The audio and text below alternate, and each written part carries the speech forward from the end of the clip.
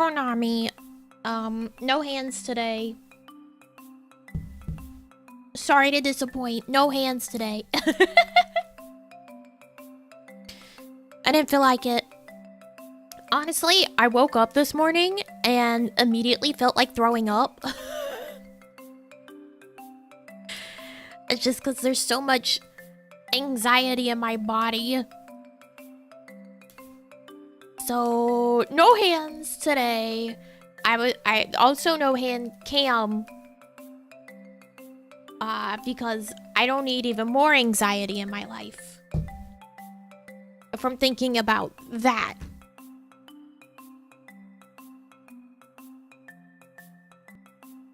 For the anxiousness, I move soon.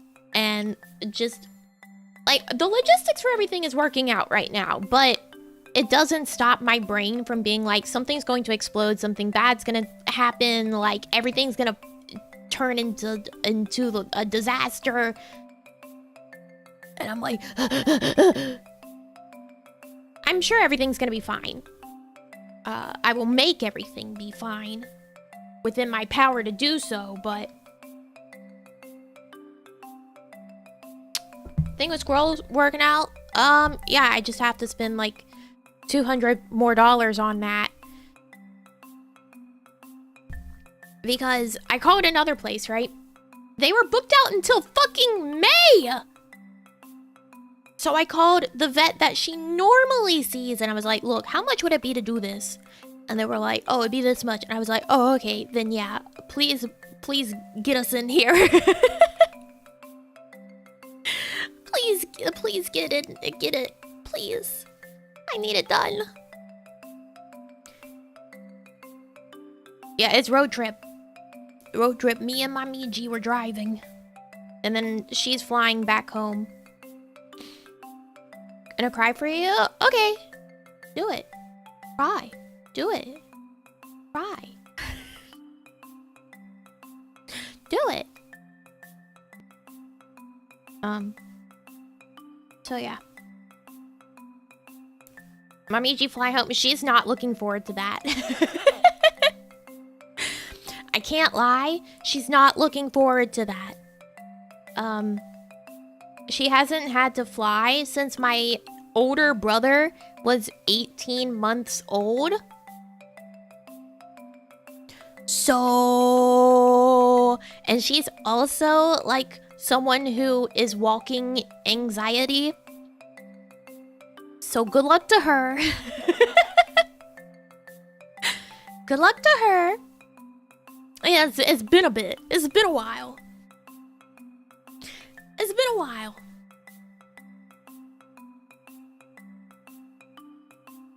Yeah, it's a long time. Yeah. I am not flying back and again. Beg on my knees. Ew.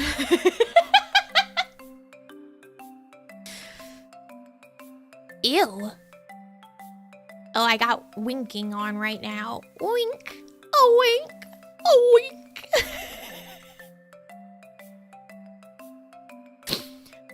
A wink. I don't have hands, but I can a wink. I just wanted to test it out and see what this tracking was like, because it was like, oh yeah, there's high quality tracking and then there's high quality tracking wink support. And I was like, does that make the rest better? Or is it just I can go, oh, wink?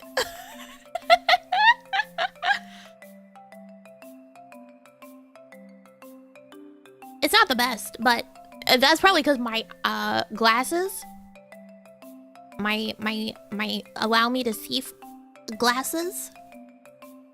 And let me go, oh, wink. I could have winking all the time with my Live 2D, but I prefer not to. Which eye is easier to wink with? I'm just good like that. I can do both equally.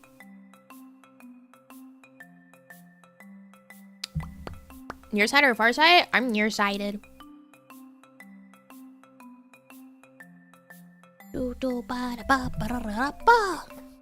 Alright, show off. Ah hee hee hee. I got to see how much space your new room will have. Not really, but here's the thing, right? I'm totally going to... Oh god, I'm getting like the weird lizard blinks now. Ugh. I might restart and start the tracking with the non-wink support. That's why I don't have it turned on my live 2D, because I hate the frog wink, like blinking.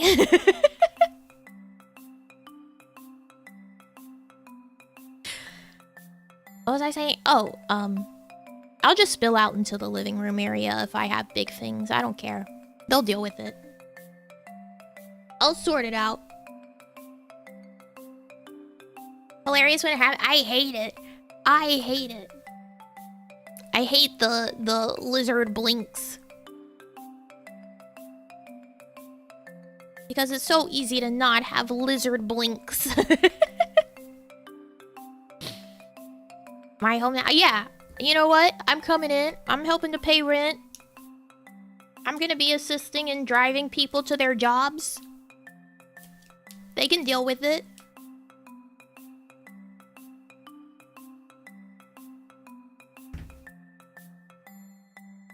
My gator heritage. I'm actually a man-eating crocodile. Surprise! Surprise! Yes, I'm taking my rice cooker. I paid for it. It's mine. It's my rice cooker. It's my rice cooker. I paid for it.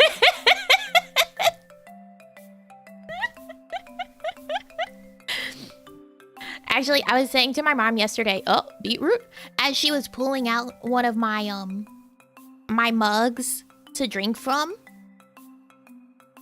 I was like, you know, I'm gonna be taking all of those with me, right? And she was like, not my princess mug. You can't take that. I was like, that's my mug. It's going with me. Excuse me. I'm taking my mugs. Wow, beetroot real.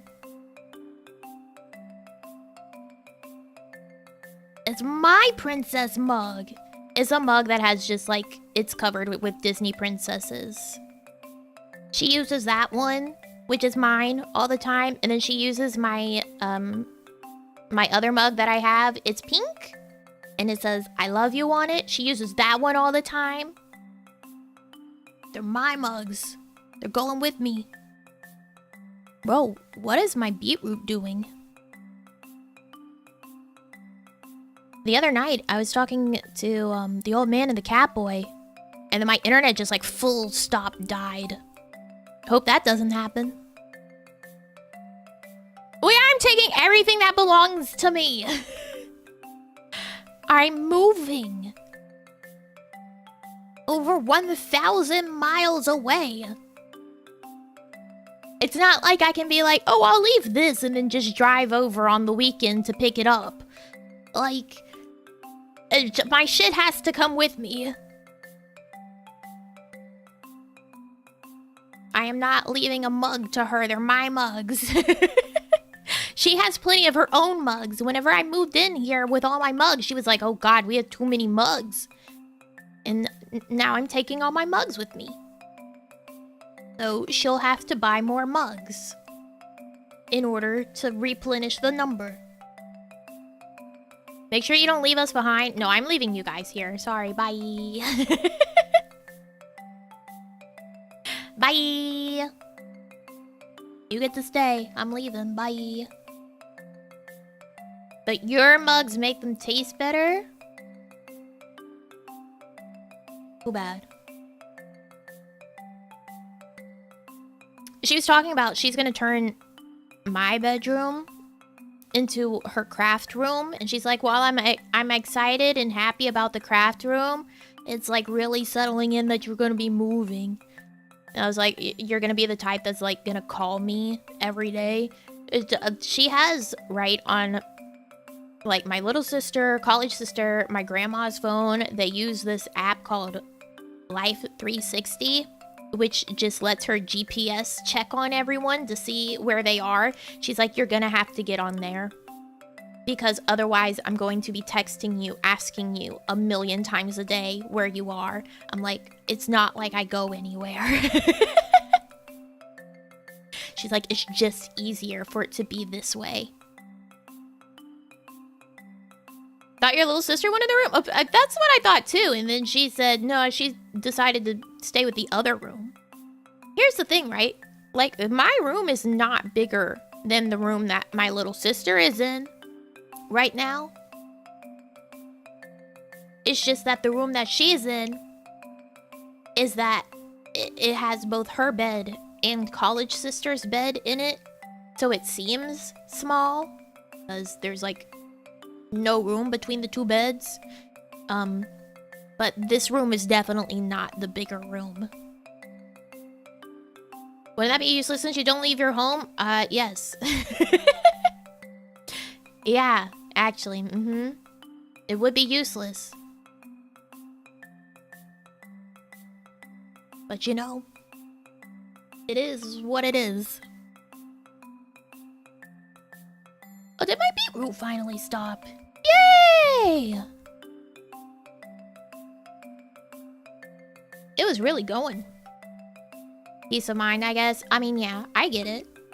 As an anxiety being, I understand. I get it.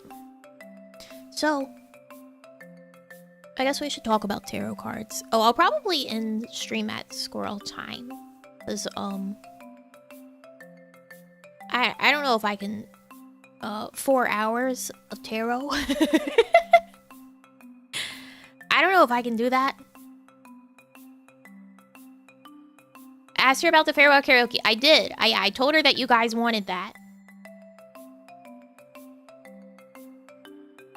Glad you didn't run out of your it is what it is bucks yet. That's how I live my life. That and like the fuck it adjustment.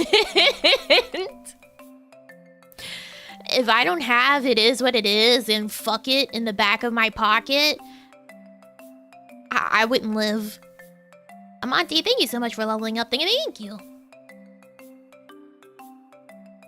Na, na, na. So much we need to know about the stars? Tarot doesn't have anything to do with the stars. You guys don't know anything. Tarot cards actually were originally used for a card game that nobody really knows how to play anymore.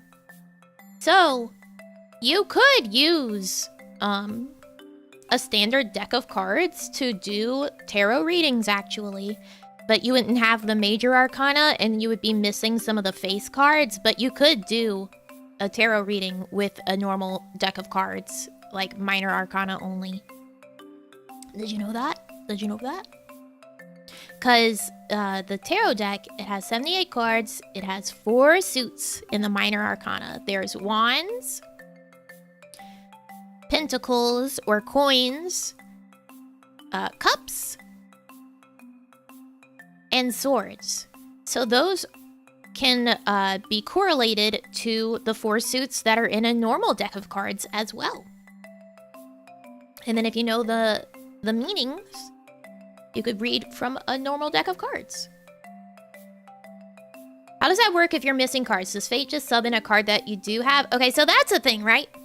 A lot of people, when they like don't really know much about tarot, or they're like just getting into it, they'll start with trying to read things a specific way, and it's not the right way.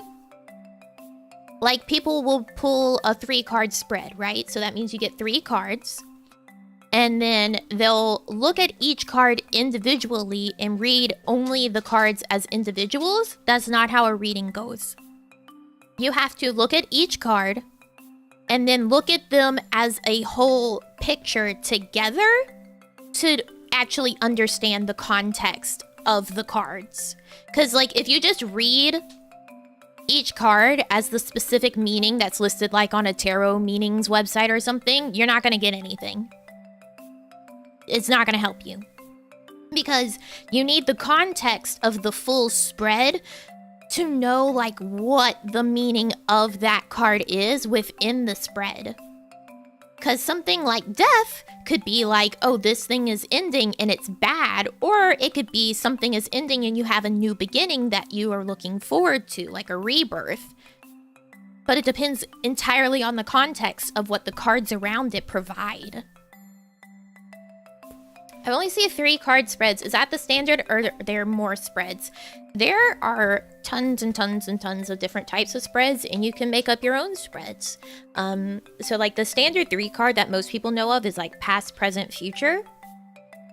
I personally like to do a spread that is a 3 card spread that isn't past, present, future, because sometimes that information's just not that helpful.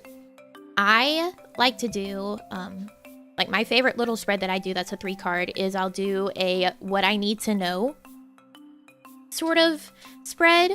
So I'll say like, this card is my current situation, right? And then this card is what needs to happen. And then the last card is what I have to do about it. So it's something that gives you like more direct information of like something that you can actually contribute to, rather than just be like past, present, future, where it's like very vague and large. This is more like direct advice. More cards for more context? Yes. And then I usually pull, and actually I usually do a 4. I usually do 4 cards. God, my lizard blinks.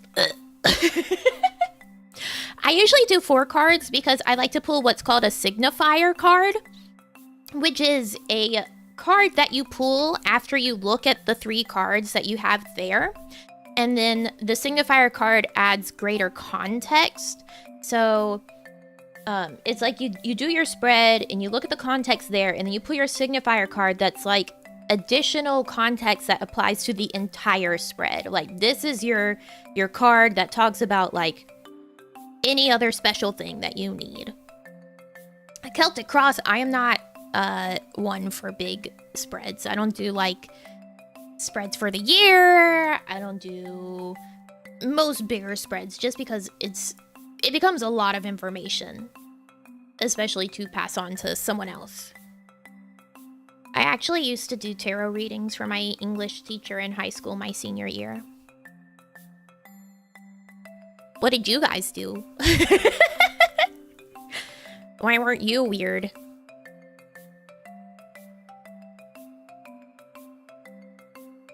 Cause that was the thing I did.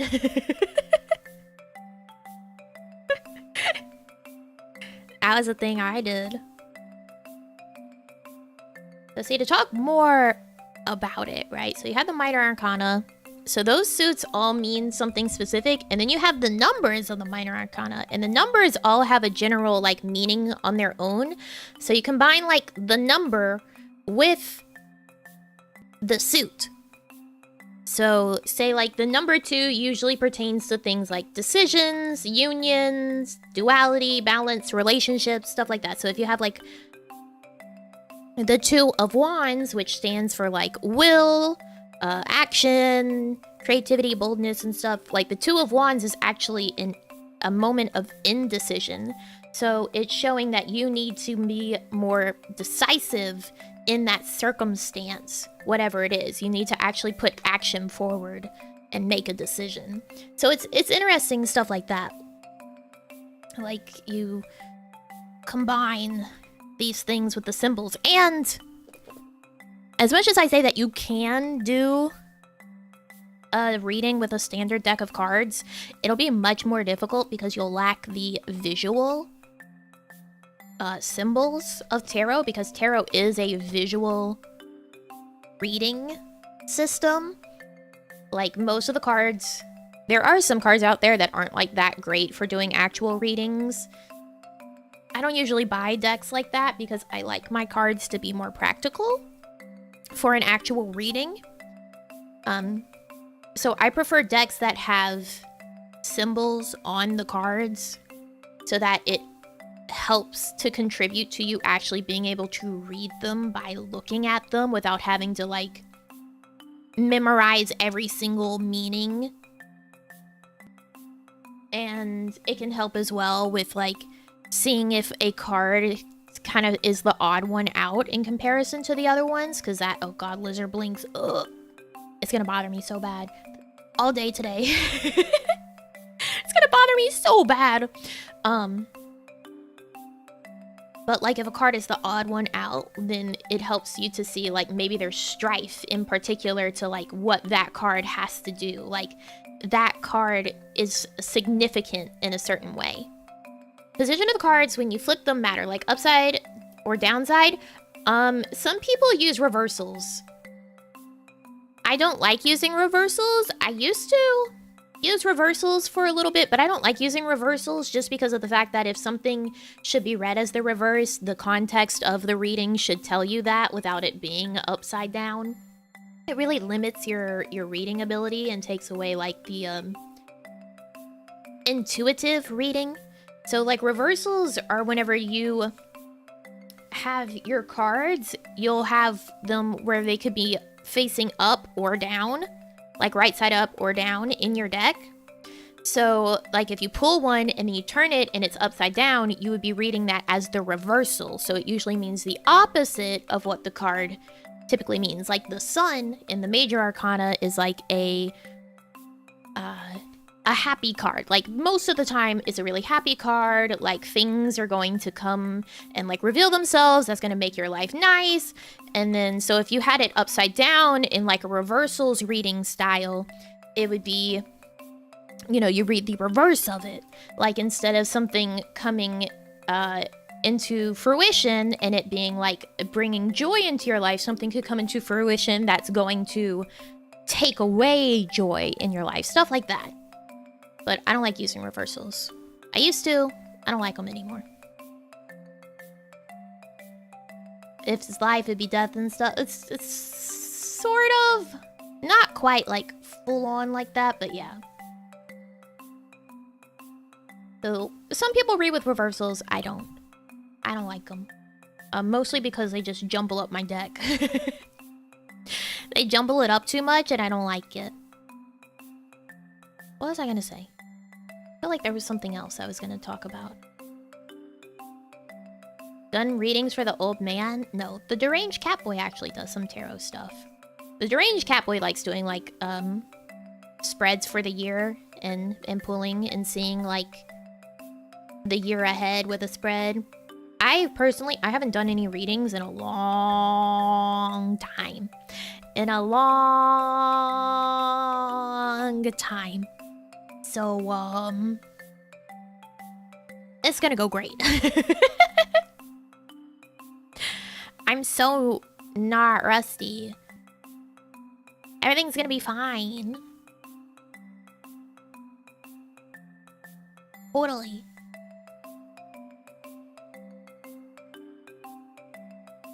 Now our fate is in your hands. No, that's why the disclaimer? Hello? Disclaimer exists. I thought about putting it on the screen too. I put a disclaimer in the description of these readings are for entertainment purposes only. Don't come for me if you do dumb shit.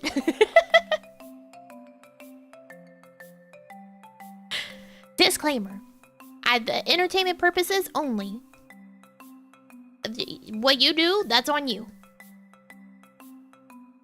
I'll do whatever Nami tells me to do. Hop on one foot and pat your head and rub your tummy.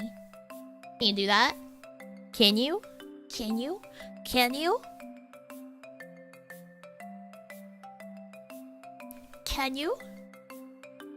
Okay. But Nami, I'm stupid. It's the card's fault. Hi, she. Can you? I don't know if I could do the hopping on one foot part with it. But I actually, at one point in time in my childhood, I trained myself to be able to pat my head and rub my tummy. I got good at it. So before we actually get into readings, I do want to discuss, I have a problem. Right, I have so many tarot decks. Yeah, I'm trained, smile.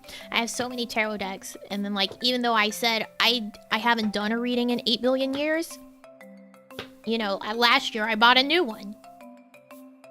I just like them. They're nice. However, I'm usually quite picky with the ones that I buy for myself. How many do you have? Let's see. I have this one. So 1, 2, 3, 4. That one's a major arcana only, but 4, 5, 6, 7 total now, I think. 7 total. There are some that are... There's one that I've purchased that I wouldn't use for readings. It's just because I like it. It is a Final Fantasy 15 tarot deck that is just the major arcana. The cards are gorgeous, but I would not use it for readings.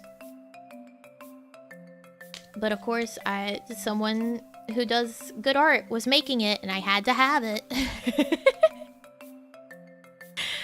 I had to have it. I would love to make my own tarot deck one day, but also that's 78 illustrations. So, I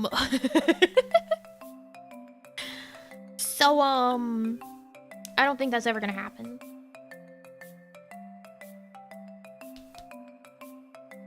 So yeah, I have my Final Fantasy 15 one. I have a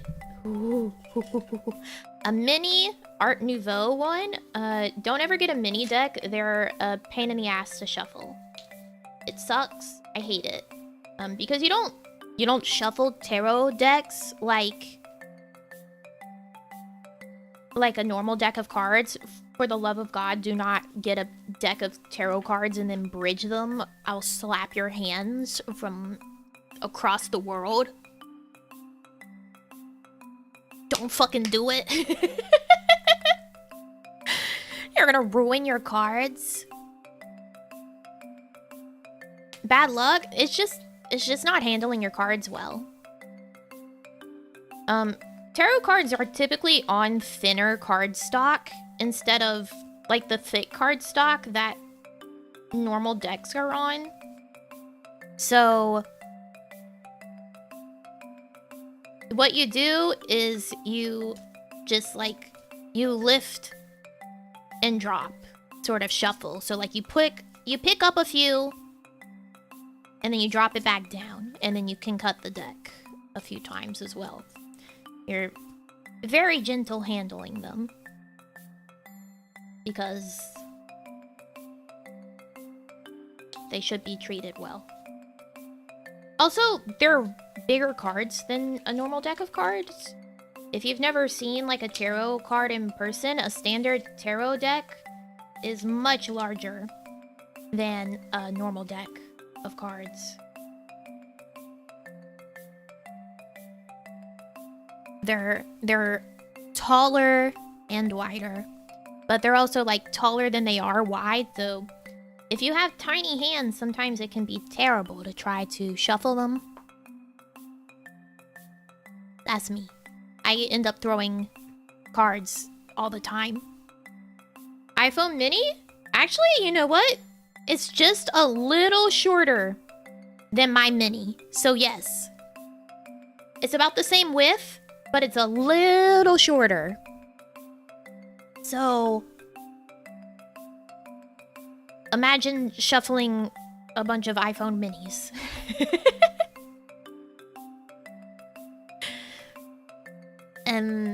But they're thinner, of course. They're paper thin, but you're still shuffling a bunch of iPhone minis. So I usually end up with a card that will jump down out of the deck on the ground. But that still counts as a card. I usually treat that as my signifier when that happens. You don't just put it back. You don't just be like, that's weird. No, if a card jumps out of the deck while you're shuffling, that's important. That card is important. You need that card. Oh God in heaven, book.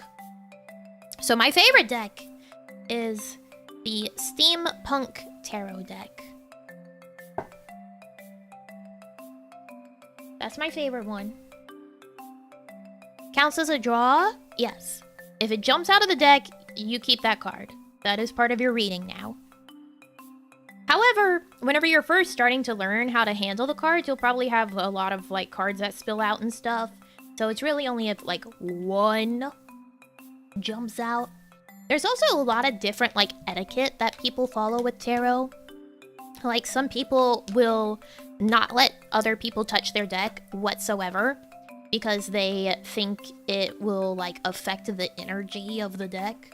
Some people, get the person that they're reading for to cut the deck so that it puts some of their energy into the deck for the reading.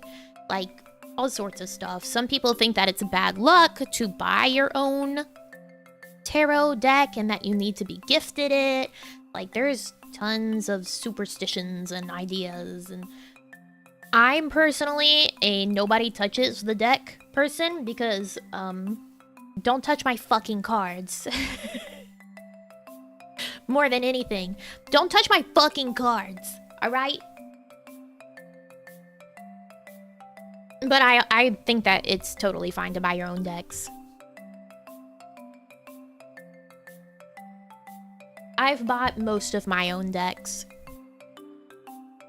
Totally fine. I do typically, like, whenever I'm shuffling and doing a reading for someone, I'll get them to tell me when to stop shuffling. So, like, that's them putting their energy into the reading as well, rather than have them physically touch my cards. Don't touch them. Disgusting. Don't do it. Baptize your deck? Some people do. So, like, what Vesperia means by that is that some people will cleanse their decks by, when they first get them, they'll put them, like, in a window to soak up moonlight, to cleanse it. I don't do that. I don't do that. I just will typically handle the deck a lot before I first read with it. Like, I'll sit there and I'll shuffle it, I'll look at each card.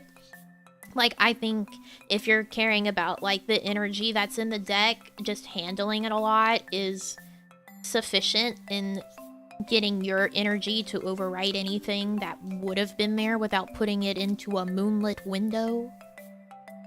Is there an explanation behind that? No. They just think the moonlight purifies the energy of the deck. Sometimes they'll put, like, a quartz crystal. Look, there are people that do some really elaborate rituals.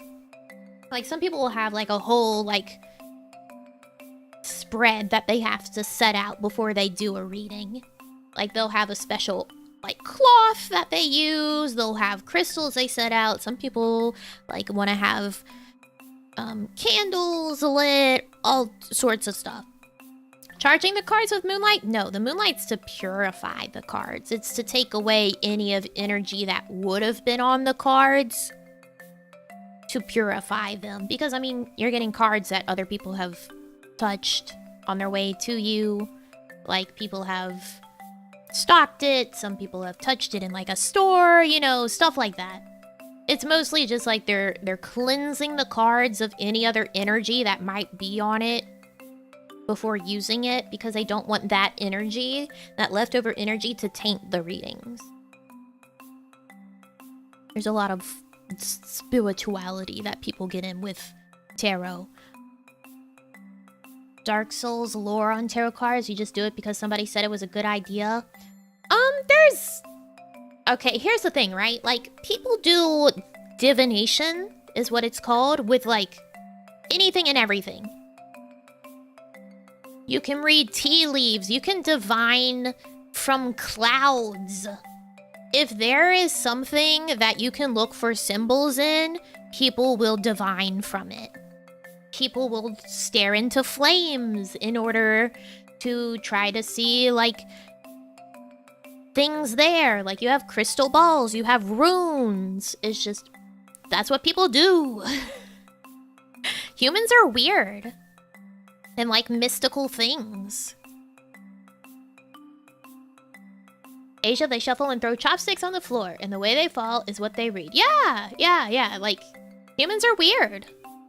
They like trying to guess what could happen. Yeah, numbers, yeah. Numbers, palm readings, all sorts of stuff. Like, humans are very weird and superstitious and, like, mystical things. Like, even people that don't think that they're into that sort of thing or, like, superstitious, I guarantee that they have some sort of superstition in their brain that they follow.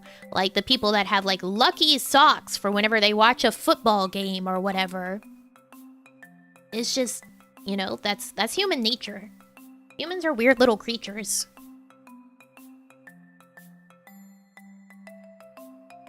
Sports brings out superstition for sure, yeah. People will be like, I saw a seagull today, that means my team's gonna win. And then be like, those girls who read tarot are crazy. Like... Okay. Alright. I see. It's just stuff like that. Everyone has something of that sort.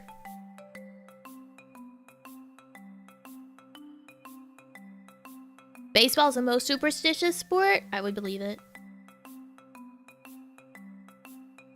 No way I would ever consider a seagull good luck. They're devils? What if they're associated with your team, though? What if one day in 1992, a seagull swooped in and stole a french fry from you, but your team won that day? Would you not consider maybe the seagull had something to do with it? The human brain loves causation and correlation. My mom consulted a tarot reader regarding my Beth? Hello, Beth? Birth?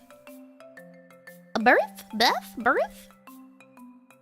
It's very common in, like, other cultures to do, like, fortune telling for children, like, before they're even born.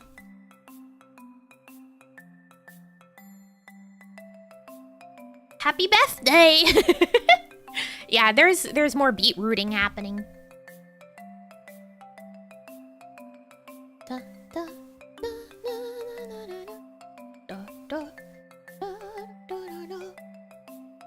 I wonder if it'll stop.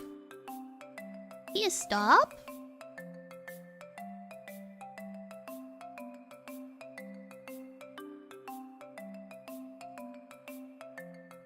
Beetroot. Gacha players who try to press the button in a special way. Oh, yeah! Oh, that's like also Pokemon. Like, if you played Pokemon as a child, you were probably told, like, this or that thing was going to make it so that you catch the Pokemon better. Like, people would hold A and B whenever the Pokeball, like, hit the Pokemon, as if that's gonna make it catch it better. Like, that's just little superstitions. It's little, like, spells, I guess you would say. Little magic that people try to work.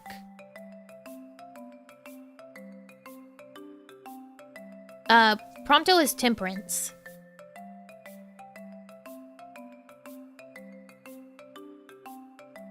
Holding down the button the moment the Pokemon enter the ball, mashing the B. Yeah. Everyone's got different things. They're basically just little Pokemon spells. Little Pokemon spells that you told yourself would work.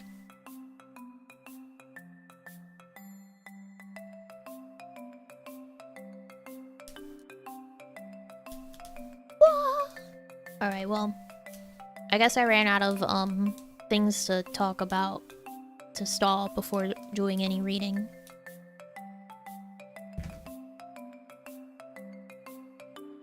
Let me do this.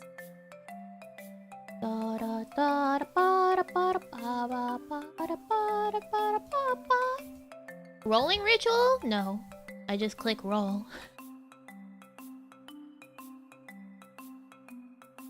You think I'm some kind of weirdo? Some sort of freak? Let's see. I don't know what would be. I was thinking 5 and 10, but I don't know. Is that too little? I don't know how many of you would want one. Things things we cannot ask you. I typically actually prefer not being given a question whatsoever. I don't like knowing the question because it can influence reading to me. I think that if you are good enough at reading the cards, you don't need to know the question. That's my thing. So I typically prefer for like the person who's wanting the reading to ask the question like in their head as I'm shuffling instead of like outright ask me a question, because I don't like it. I don't like it. Live 2D stuff you were going on about yesterday. A way to invert physics. Does that mean anything to you? I don't think it will. I don't think it will.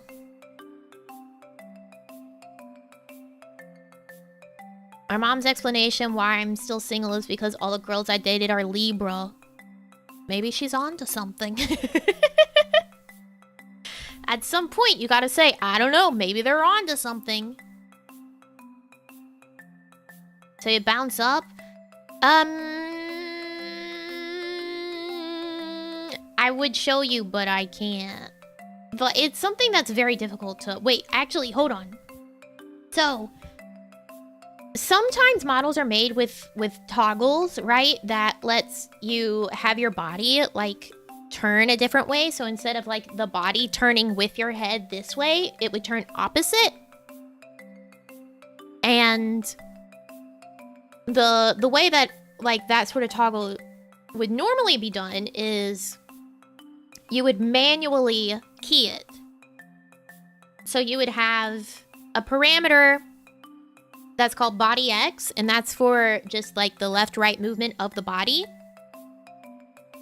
And then you would have a parameter that is called like X toggle, essentially.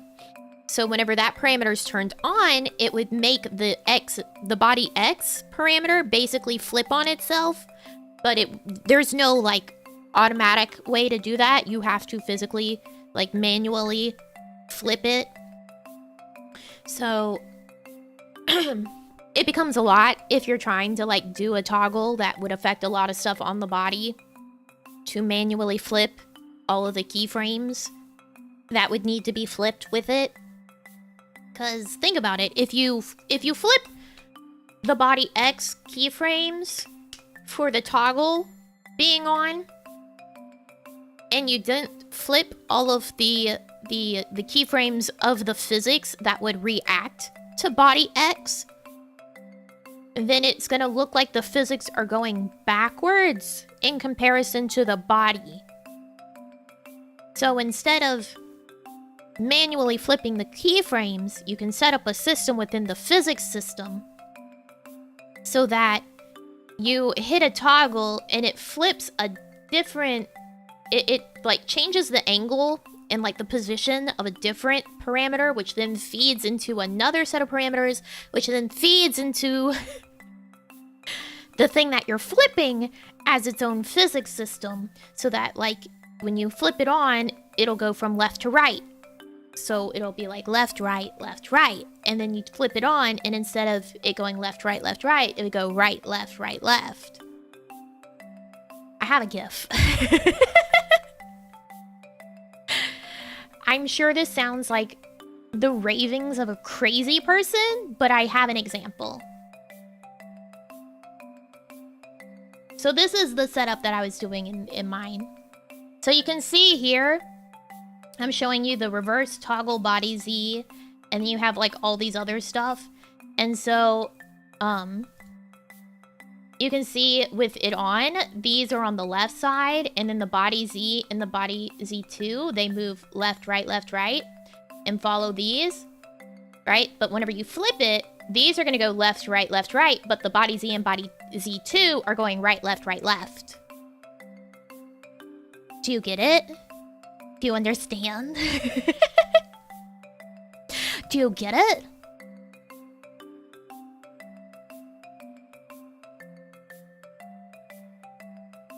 It's helpful. Especially if you're like me and wanting to move the body movements of like body X, Y, Z and such. Instead of having them linked directly to like face input, I'm moving them so that they're physics based. So that instead of like you turn your head and your body immediately also turns to match the head movement, it's gonna be more physics based. So it's like you turn the head and then the body takes like just a little bit of time to follow, because that's a more natural thing. Like you don't move like a robot where you're like turn head and body at exact same time, right? You will turn your head and then your body follows. Or you'll turn your body and then your head follows. Like it depends on each person and also like the situation sometimes. So that's called leading in animation. So like your head leads shoulder, leads torso, right? Stuff like that. So setting the body movements to physics-based reactions, it becomes head leads, body follows, instead of head and body at once. That's basically it.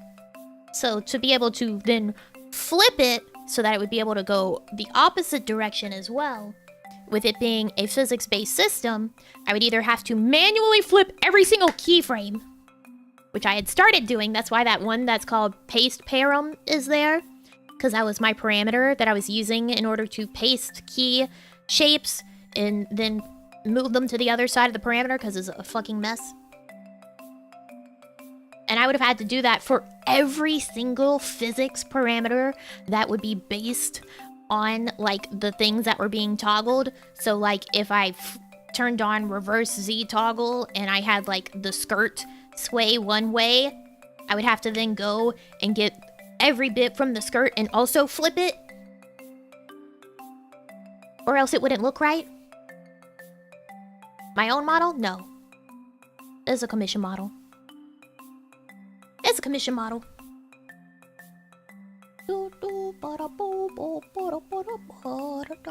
But yeah, anyways, that's what I was doing last night.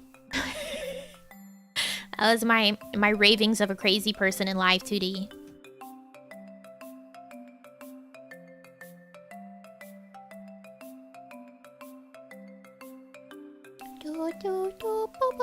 The commissioner's lucky. They've had to wait like months, so how lucky do you think? But they're friends, so they know I'm busy. They're friends, so they're fine with it.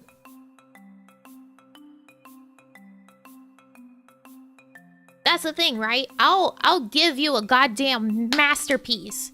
You just have to wait 7 to 8 business months.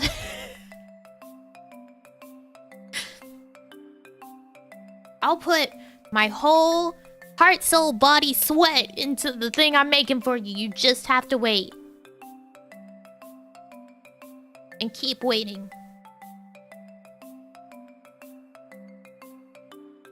Gotta let it cook properly. That's right. We're on a slow cooker here.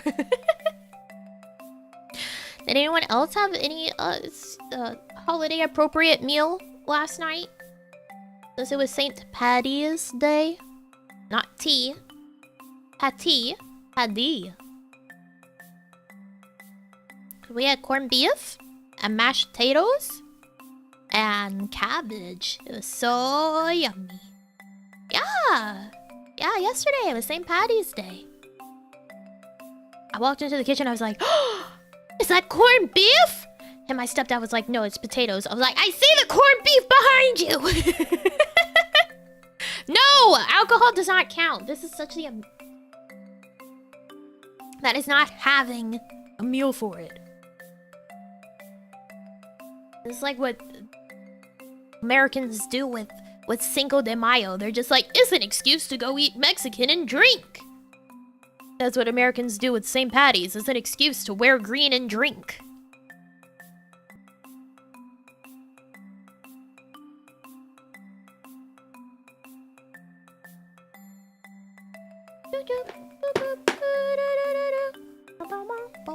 Yeah, Cinco de Mayo. Alcohol does not count as a meal. Americans take every holiday as an excuse to a drink. Okay, listen, at least Christmas and Thanksgiving, you have to deal with your family and extended family, so I will say those are excuses to drink, yes. Those holidays.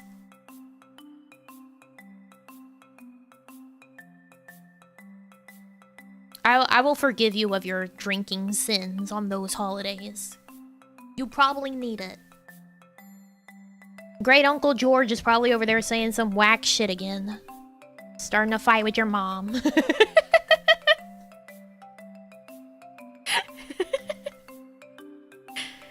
Little Timmy's crying because someone got him last year's Madden instead of this year because it was on sale for Black Friday. You know how it goes. You know how it is. And you got the grandparent that was just trying to do well. Be like, I don't know the difference between Madden 94 and Madden 22. I don't know what... I don't know. I don't know. I just got the Madden.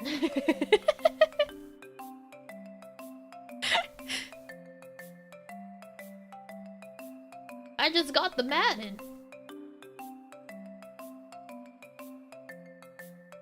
But also, like... Can't blame kids. They don't have the emotional maturity to not be like, it's not the exact thing that I wanted.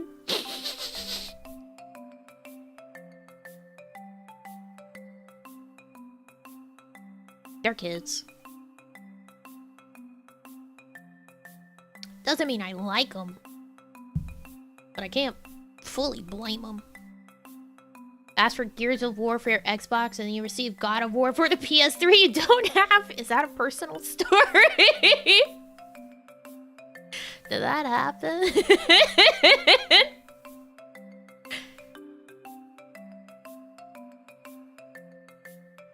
Oh, alright. You guys said that 5 was too low. Maybe this.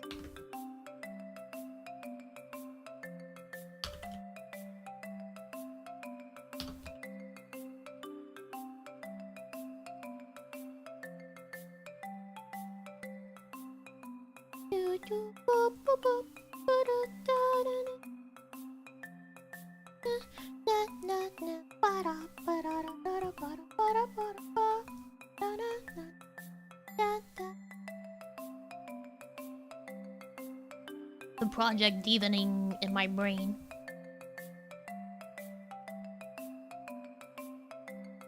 I did ask my mom for Mario Kart Wii as a child, and she got me Mario Kart Wii Strategy Guide.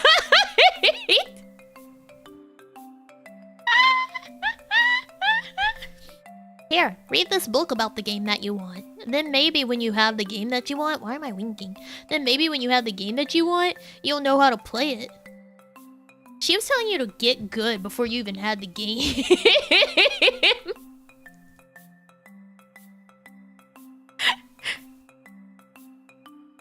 She said, get good.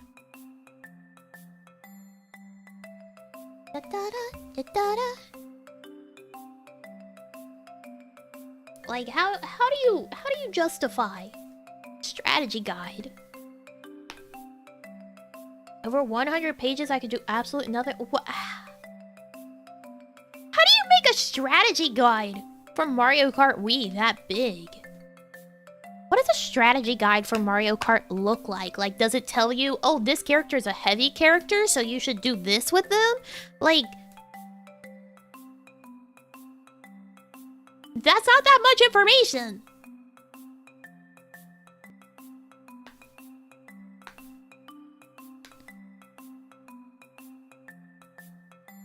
You're a Mario Kart nerd? I love karting. The guidebooks are pretty... I've put one in my hands, right? Because I'm quite used to being the navigator in games that my dad wanted to play. So, like, whenever he was playing Twilight Princess, I was there with our Twilight Princess strategy guide to help direct us to the right place if we got lost. I'd be like, oh yeah, you need to go talk to the Goron now.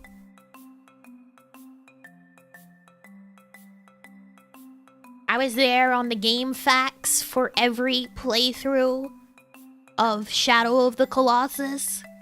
I was there. I was there.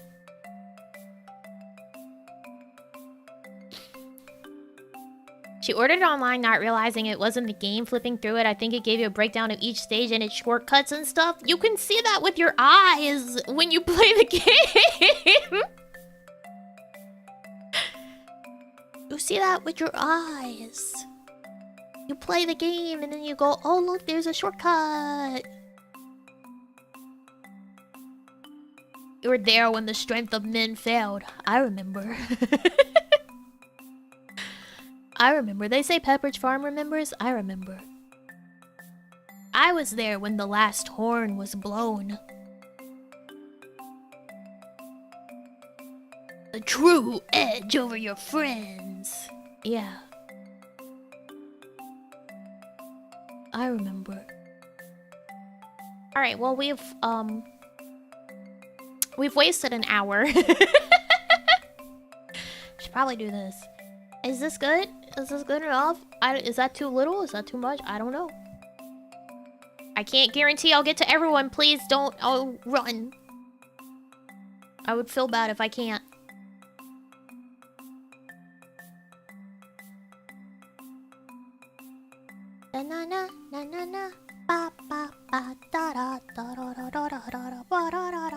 So yeah, $10. One card. I draw one card for you. And then that's what you get. You get one card.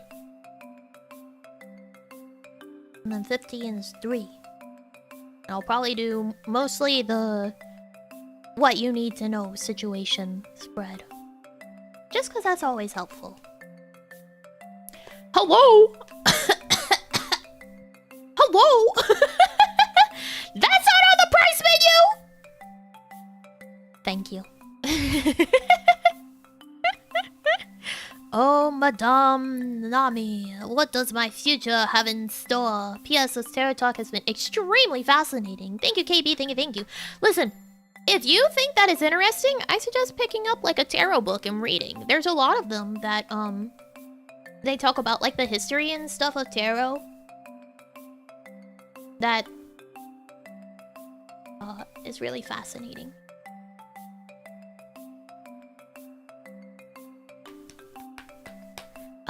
One reading, please, says Red Grizz. Thank you, Red Grizz. Thank you. And then Shang said it's time to duel? Question mark? Thank you, Shang. Thank you. Alright, let me get to KB first. I'll give you a 3 card of what you need to know. So, I'm gonna shuffle, and I'm gonna need you to tell me when to stop. Alright? So I'm shuffling. Whenever you feel like it's time for me to stop shuffling, you tell me. Ooh. You had one jump out.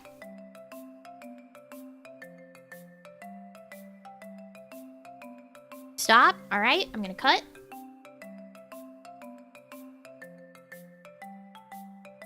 And then shuffle one more. Don't take an hour! I'm doing my best. You guys are also... There's too much. Alright, you can tell me when to stop again.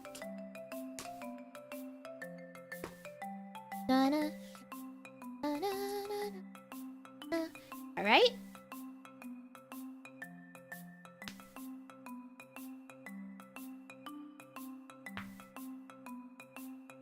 Alright. I'm pulling 1 for your current situation. 1 for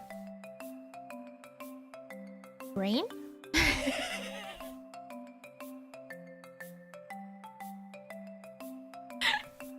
1 for what needs to happen. And then 1 for what you need to know. Or what you need to do.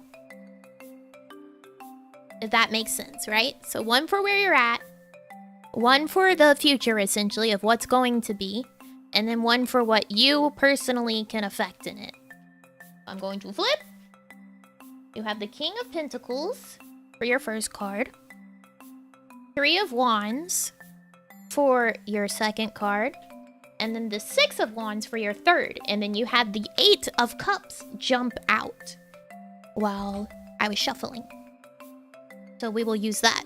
So, to give you a little more context, right? The King is a face card.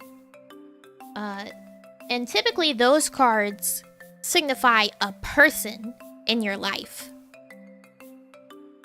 So, let me refresh myself on the King. Like I said, it's been a long time. I've got my book with me. Yes, your 8 of Cups is your signifier. Let's see. King. King, King. They're also called the court cards. Take your time. Well, I can't take too much time. There's a billion people. More people than I anticipated. Knights. Up. Sword. The kings. Kings. Kings. Kings. Kings.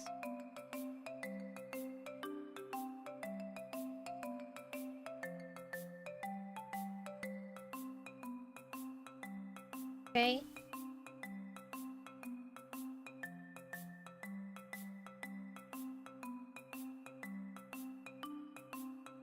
Alright, that's what I thought. Alright.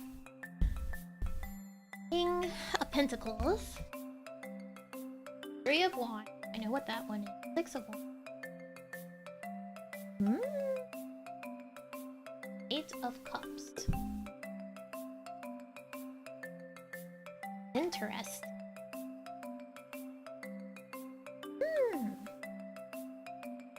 Interesting. Okay. Does that make you be worried when I just say, oh, interesting? Are you scared? Should I just like act like you guys have all got really bad readings? Like, oh no.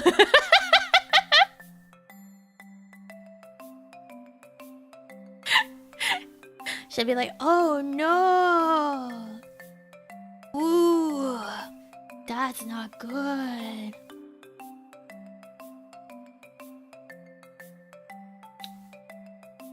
I think this reading's telling you to quit your job and find a better one.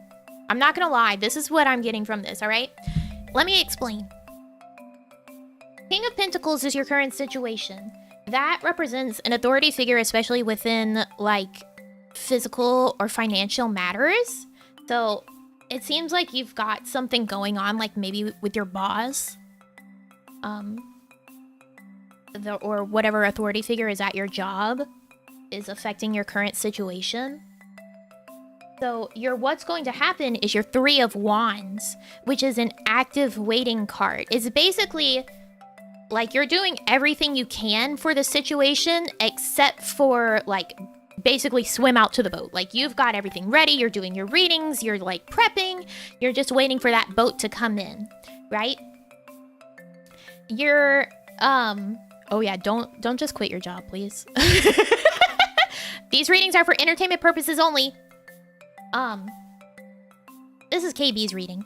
What you need to do is the 6 of Wands, which is like a recognition of achievement, right?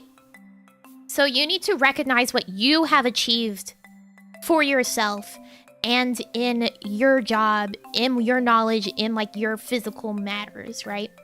So the 8 of Cups is the signifier, and that is a card that means leaving things behind. Cups especially are related to relationships.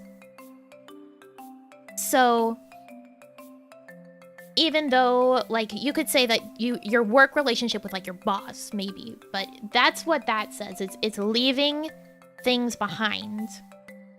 So this spread essentially says, you can do better than your job. That's what this says. And that maybe you aren't being recognized for your full potential where you're at right now, and you might need to take a step in looking for ways to grow beyond where you're at currently. But this is just for entertainment purposes. Don't quit your job because I told you to. Or the cards told you to. Alright? Is it okay for me to say how I feel about that? Yeah, no, go ahead. I love to hear feedback. I like to hear what, like, you guys think about what the cards have to say for you.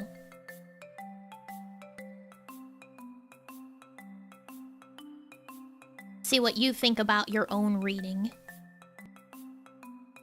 Especially if it's anywhere, like, near to what your situation or what you were thinking about might be. It's oddly accurate. I'm actually waiting for one specific thing to go in the search of new adventures. There you go, see? Hopefully that helps you, like, push yourself in whatever direction that you were looking for.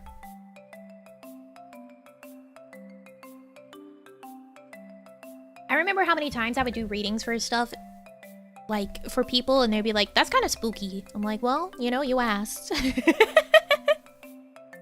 Well, you asked.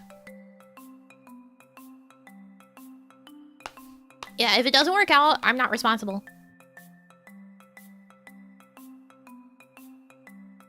Whether cards are right or wrong, just having that new perspective can help people analyze their own situation. There's actually, like, in my opinion, there's a good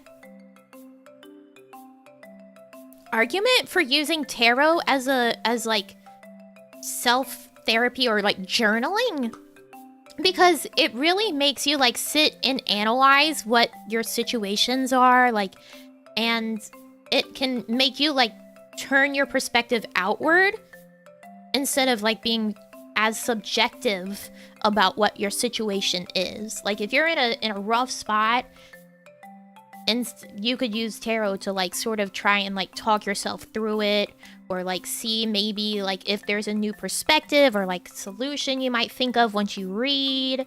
Like it can actually be quite helpful. Even if you don't fully believe in it, it can still get you like turning those gears in your head.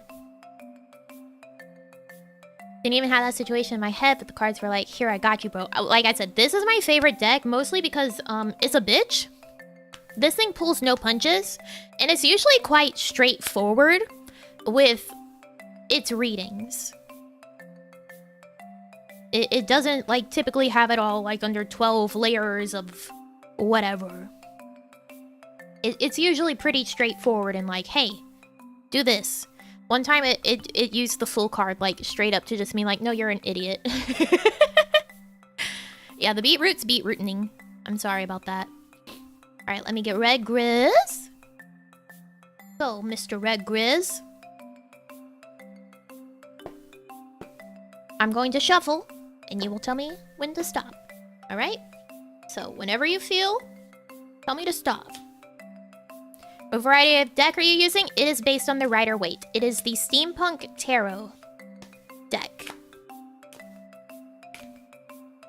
It's my favorite one. Stop. Alright. We'll cut.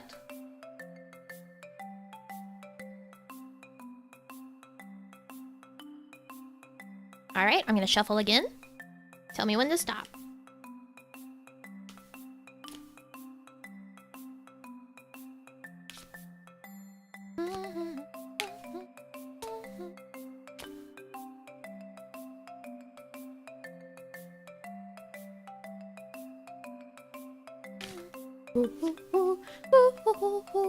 Almost throw my cards on the ground. Alright, stopping.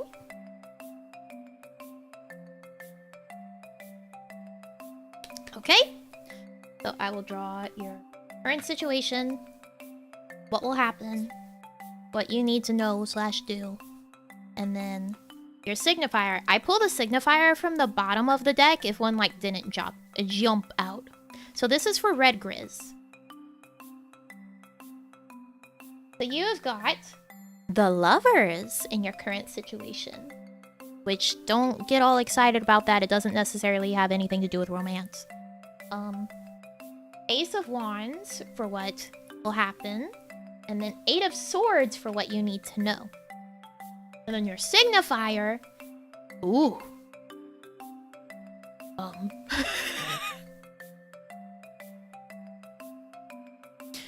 Your signifier is the Tower!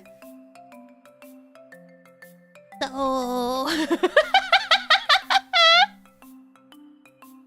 That was a real reaction. That wasn't like a me playing it up, a hee hee ha ha. That was a real ooh.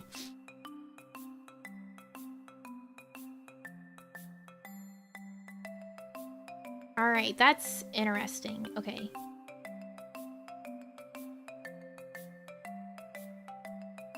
You got the Tower. Let's see. 8.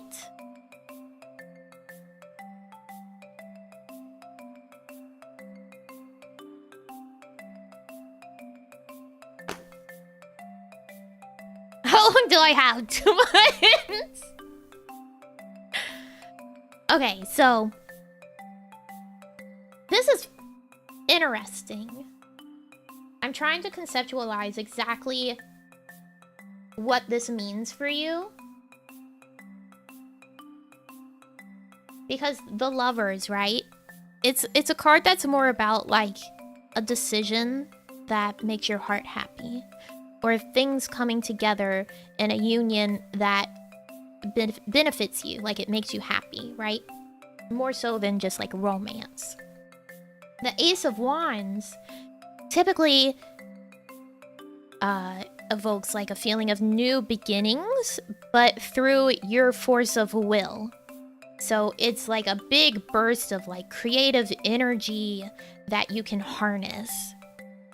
The 8 of Swords is, well, to describe the card to you, it's a woman who is bound with her hands behind her back.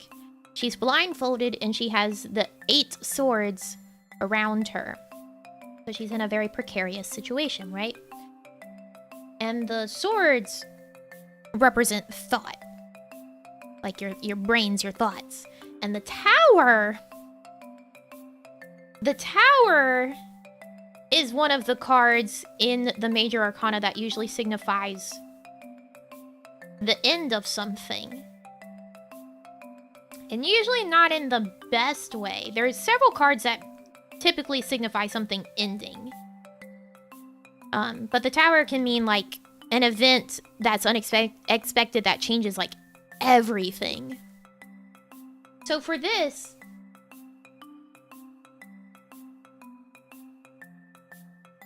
Alright, this is what I'm seeing.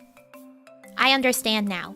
So, right now, your current situation is that you are doing something that you're pursuing, right? That makes you happy. You might be ignoring some other stuff because you're trying to focus on like the escapism of whatever you're doing currently that is kind of buoying you.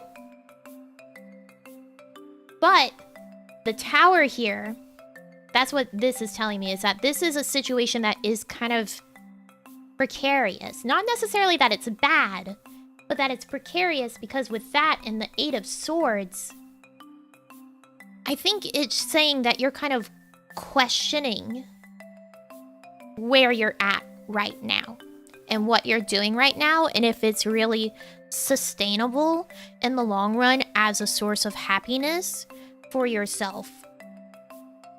That's what the 8 of Swords with the Tower is saying, is that you have to confront like the thoughts of whether or not this is sustainable. But the Ace of Wands showing that you're going to have like this big burst of will, like you have the power to make this situation what you want it to be. Even though you have, like, the Tower and the 8 of Swords here making it seem like this might not last, you have the power to make the situation be what you want it to be. You could make it be sustainable. You could have it be something that will continue to buoy you and be a source of happiness in your life. Or you have the power, the will to change the fact that you are relying on this thing as your source of happiness. And it could even be the will to create your own new source by bringing in something new and combining it with something else, right? So what you really need to do is think on it. Think on it and make a decision. That's sort of what's going on here, is that this is showing that there's something that you have that you're using for your happiness that isn't necessarily guaranteed to be sustainable. Anything could come in and like ruin it. And that's sort of like something that you need to think about and decide for yourself if you think that you can handle that and continue pursuing it, or if you can think that you can make it more stable than it currently seems. Or whether to just change the directions in general, you know? That's up to you and what you decide to do on that one.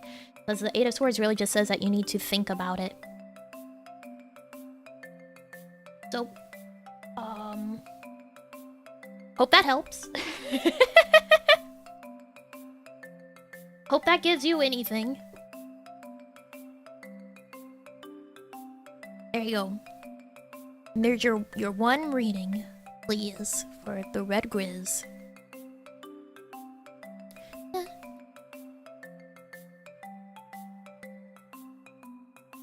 Better than I expected. You're welcome. Or thank you. Both. Both. Alright. Next is Shang's. Alright, I'm gonna shuffle for you, Shang. You tell me when to stop. Alright?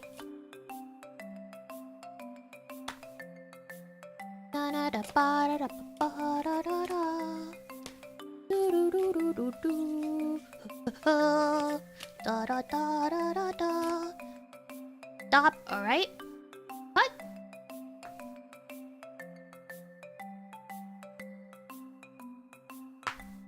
Alright, I'm gonna shuffle again. Tell me when to stop.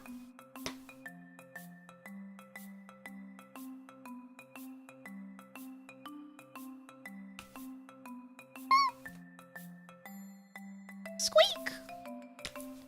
Stop. Okay. Alright. Current situation. What's going to happen. What you need to know or do about it. And then signifier from the bottom. Alright, your current situation is the... Ooh. The Ten of Swords. What's going to happen? What's next is the Empress. What you need to know or do about it is the Two of Wands. Ooh. And your signifier is the Ace of Wands. Alright, let's see. So, for a good idea of why I went, oh, about the Ten of Swords, this card is a man face down on a rooftop, and he is impaled by 10 swords. So... That's why I went, oh!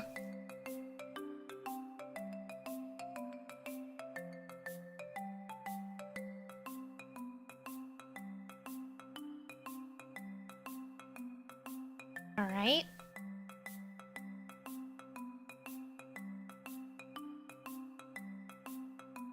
Okay.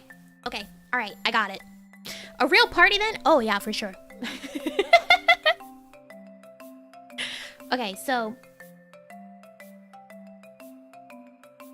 Might make that my new PFP, hell yeah.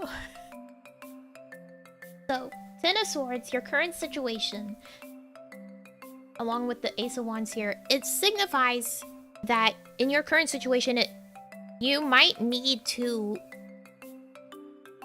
sort of surrender to what seems like an unfortunate circumstance, or that you've had that happen recently. that you've had something that seemed like a really bad, like, situation that you really couldn't help, that you kind of got swept under. The Ten of Swords is almost like a relief of like, well, I guess at least that's over, right? I say as if you can agree with me on that because you obviously know tarot, right?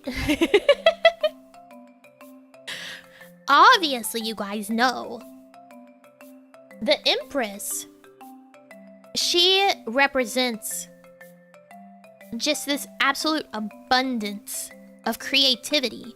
So to have her in conjunction with the Ace of Wands, which is, again, like a new beginnings, it's this burst of creative energy, shows that while you've got this current situation that seems to have defeated you or beaten you down, you have just this absolute burst of will and creative energy that's coming up, that you are going to have just like an abundance of creativity and power, like in making this happen. That's what the Empress is. She's like, she's abundant, she's creativity, she makes things and like relishes in the fact that she has the power to create. But what you need to know is your Two of Wands. The Two of Wands is representative of hesitation before making a decision. So maybe right now, after this situation that you've gone through, you're hesitating whether or not you actually want to move forward, whether or not you want to try with whatever it is that you're dealing with. And the Two of Wands is there to tell you, like, you have to make a choice. You need to stop dilly-dallying and make a choice. But here, because we have the Empress and the Ace of Wands, it's showing that you really should lean for that choice that you might be a little hesitating on making, that makes you feel like you've got more energy, like you've got creativity and like this burst of ideas, right? Instead of being stuck with whatever just bogged you down before. Like, you might be hesitating because of the fact that that situation beat you down and you're not sure if you should take the safe route or take the plunge. And the Two of Wands is saying you need to make that choice. And the Ace of Wands and the Empress, well, they seem to suggest you take the plunge. This is a reading for entertainment purposes only. Don't make life choices based on this. Thank you. I hope that helps. Don't make life choices based on this. Thank you. Unless you are already wanting to make those, and then, like, go on. That's a great reading. Thanks. I'll have a ponder on it. Alright, great. I'm glad to help. You're welcome. Glad to help. These readings are for entertainment purposes only. Thank you. I'm just gonna say that. Every time that there's a reading that's like, quit your job, do something big, I'm like, I'm not responsible. You're in charge of your life.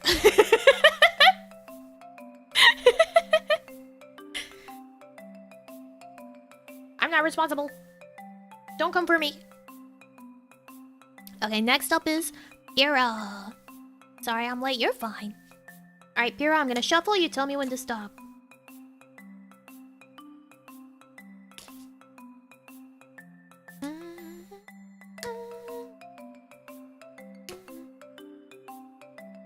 Alright, I will cut the deck.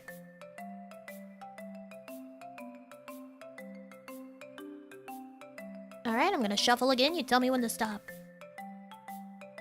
The thrill of putting your fate into the hands of an anime girl? I mean, you're technically putting them into the hands of my cards. I'm just reading what the cards say. Alright, stopping. Last cut.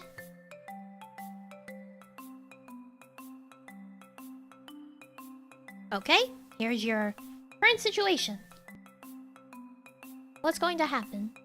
What you need to know / do, and then your signifier from the bottom.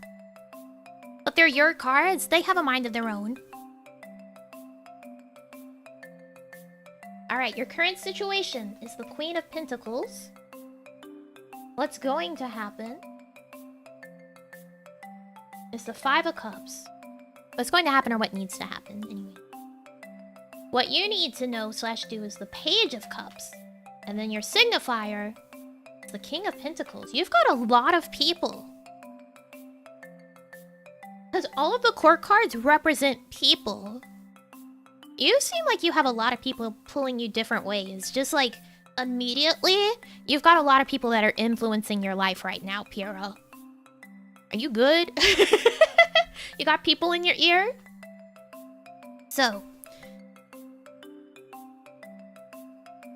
especially, you've got 2 cups and 2 pentacles. It seems like you're having a situation of, like, emotions or relationships versus, like, physical stability or, like, a job situation. Just as a very, like, surface level reading here right now.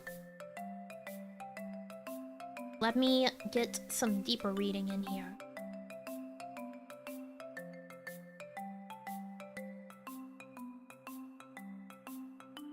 And then, so that's the Queen. Need to check Page. The pages always throw me off.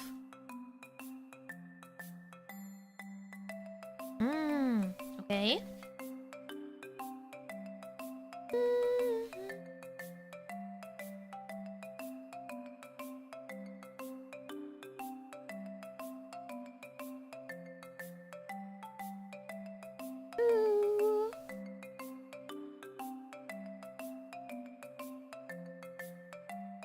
Interesting.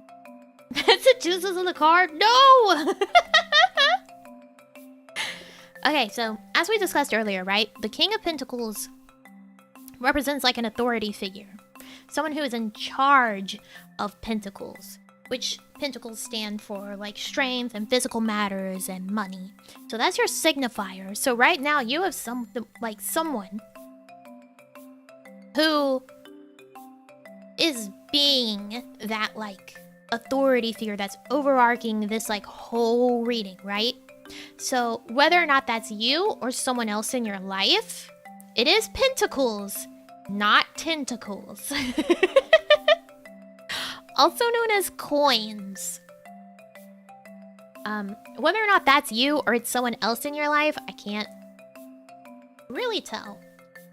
It could be saying that you, as you are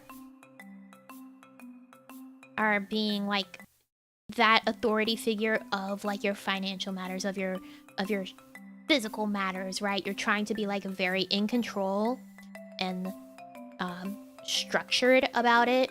Or it could be someone else who's trying to push for control of that, or like trying to like tell you and lead you one way or the other about it. So your current situation is the Queen of Pentacles, and she represents someone who can create, right? So the King controls, the Queen creates. So she's someone who can actually like influence and create these situations of physical matters or money or strength, stability, that sort of thing. However, the Pentacles can also represent stagnation because, you know, it's strength, it's stability, it's earth. So it could represent a stagnation, which seems possible to me from this reading. Like maybe you're feeling some stagnation, right? Because the signifier here is the King of Pentacles. Maybe the control that's being exhibited on like these physical matters, your stability, like your money, like maybe it's actually reaching like a stagnant, like stifling point. Like maybe it has been choked up on. So you're in a situation where it could like create more. You could break out of that stagnation. But here's the thing. You've got the Page of Cups for what you need to know. The Page of Cups is signifying being someone, and I think perhaps that all of these people are just you, actually. I'm starting to think, instead of having multiple people in your ears, I think these are all supposed to just be you. Reading this further, because of the fact that these all really feed into this situation. Like, these are all you and the different roles that you can take on in your life. So the Page of Cups says that what you need to do is look at new things that you can start. Whether that's a relationship, whether that's in art, whether that's in some other creative like hobby that you have, or like look into your emotions more. You need to look and nurture and consider those things, because right now it's showing that like you're very bogged down by the pentacles. You have so many pentacles, so I think it's more like you're hitting a stagnation point where you could break out of it, but you have to look towards these things that aren't of the physical realm. You have to look beyond like the idea of like money, stability. You have to look at like what will nurture your soul more than like your physical body or your monetary status. However, the Five of Cups is the what's going to happen, or what needs to happen, and the Five of Cups represents loss or grief. So I think in order for you to move with the Page of Cups and look at things, you're going to experience a feeling of loss or grief for what you're leaving behind. Like, obviously, with the Pentacles here showing that you're hitting like this almost stagnation, and like you're having your stability, perhaps it's the loss of feeling like you really have control of all the stability here in this moment. Like, you need to give up that sense of control and work through it to further nurture your soul with something new that you're looking into, if that makes sense. Like, you need to give up just like that sense of control on your stability and your situation for a little bit, so that you can explore, so that you can adventure into things that will nurture your soul rather than just your physical body or your wallet or whatever. But it will be difficult, because the Five of Cups, it's gonna be difficult to do that. But I would consider it. Look into new avenues, explore. Don't get stuck, don't stay stagnant. You can do it. It'll suck, but you can do it. That's what it says. Hopefully that helps. Scarily accurate? Ooh. But also, this is for entertainment purposes only.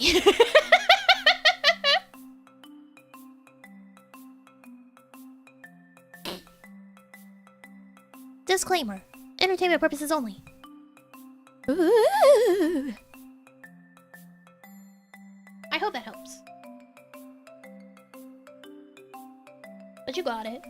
You can do it. Alright, next up. Odron. Same deal.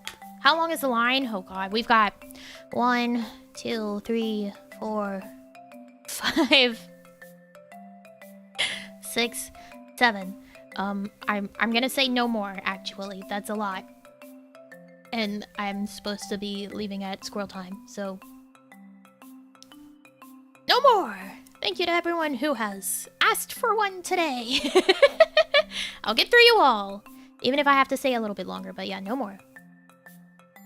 There was quite the flood. Maybe we'll do this another time. In the far future. Yippee. Alright, Odron? Lowy did 15? Yeah, no joke. That would have been way too low. Almost threw my cards on the ground. Multiple of them. Alright, so I'm gonna shuffle. You tell me when to stop. would enjoy having this done another time. See, I just gotta get back into the swing of it and like feeling confident about doing it, because I'm always scared. I'm like, oh god, what if I read something that's just not right at all?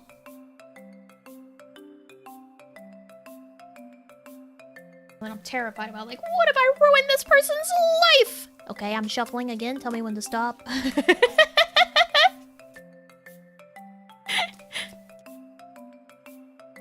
Like, I'm fairly confident in my ability to read the cards in general. I've always been pretty good at stringing them together. You kind of need to be good at, like, storytelling and combining context whenever it comes to tarot. Because it's not just looking at each card individually and it being a straightforward read. Of like, oh, well, this card means this, so it means this. Like, you need to combine them all together and weave them into a full tapestry of the situation. Alright, so here's your current situation. Here is what's going to happen or what needs to happen. This is what you must know or do. And then here is your signifier.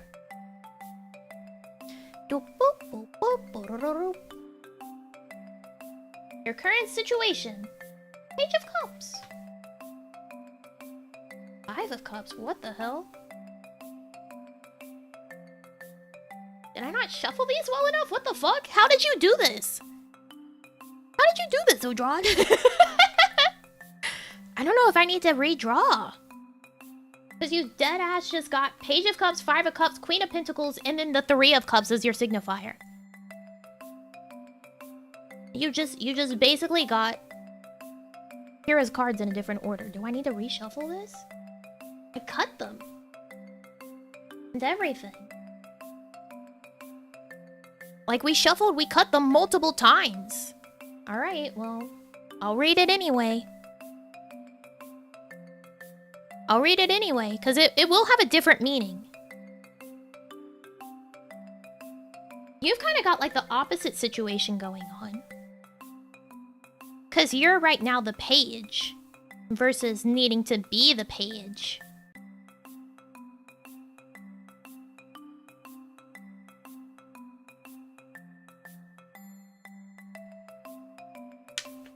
Alright. Oh. That's interesting. So you right now are the Page of Cups, right? You're the one looking for that new adventure, that new, like, art or relationship, that you're looking for, like, something to change things up in your life. You have the 3 of Cups as your signifier, which is like an unexpected joy or pleasure, or it's like just something that's unexpected happening and it being a good thing, right? So what we're seeing here with the fact that you're the Page of Cups, what you need to know is the Queen of Pentacles.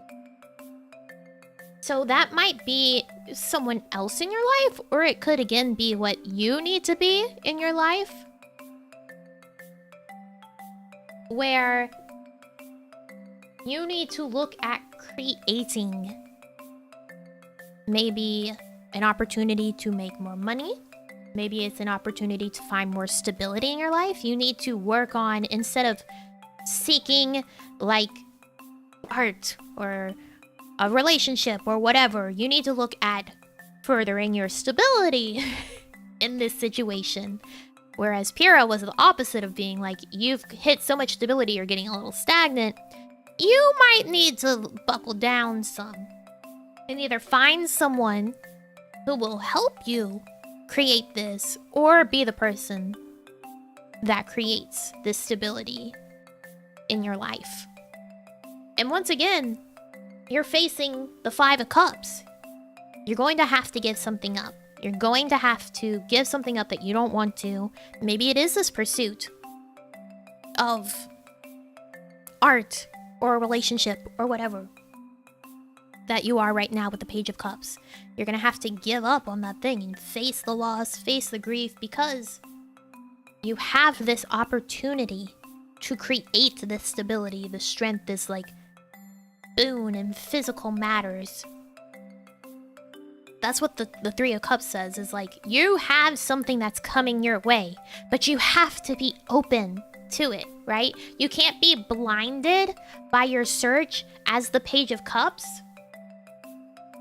in order to receive this boon that's coming to you. You have to be open and looking for it and ready to create with that opportunity, because it's not just going to be handed to you. You have to be ready to create that opportunity for yourself and further that opportunity that might land in your lap here. You're just going to have to give up maybe what you thought you were going to do in the first place in order to do it. Because the Three of Cups is like, it's unexpected, but it's going to be good for you. But because of the fact that you need to know that, like the Queen of Pentacles, it might be a different direction than you anticipated going. So you might need to just give up on the idea of where you thought you were going to go, or where you're looking to go right now, and pivot in order to find this new stability. This boon that will come your way, this opportunity. To grasp it, you're going to have to look in a different direction. That's what this is saying. So even though, like I said, it's basically like mostly the same cards that Pyrrha has, or had, it's a very different reading in that way. Instead of saying like, hey, you need to go find something to enrich your soul, it's like, maybe you need to give up on what you thought was going to be your soul enrichment and look for something that's going to create your stability with this new opportunity that's going to pop up. No, this is the opposite of a street artist situation. No, no, no, no, no. The Page of Cups is more like the street artist. The Queen of Pentacles is like getting an office job. That's very different. Street artists would not be pentacles. That would not be like the stability sort of zone there. Don't do that. Don't be a street artist. That's not what this is saying. But also, these readings are for entertainment purposes only.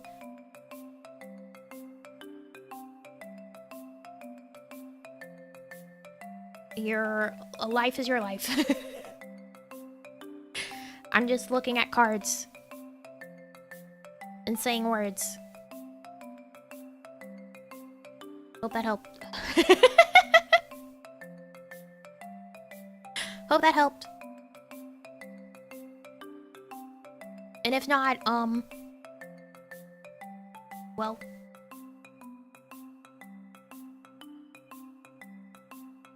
can't do much about that.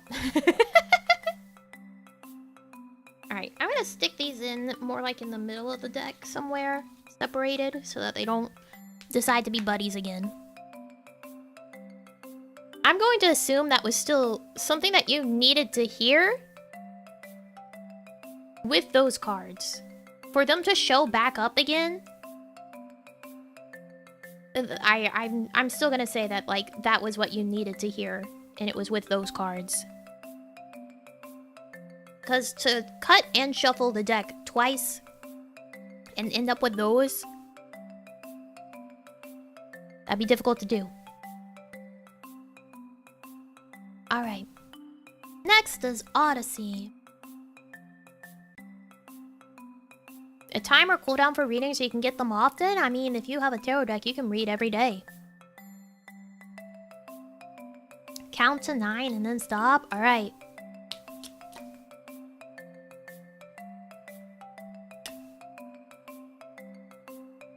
Alright. Budding.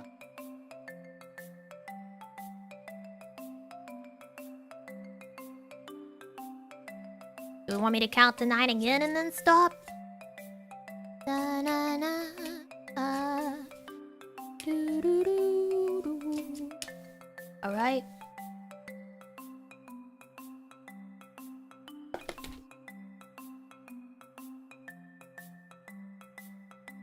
Alright. Doop. Doop.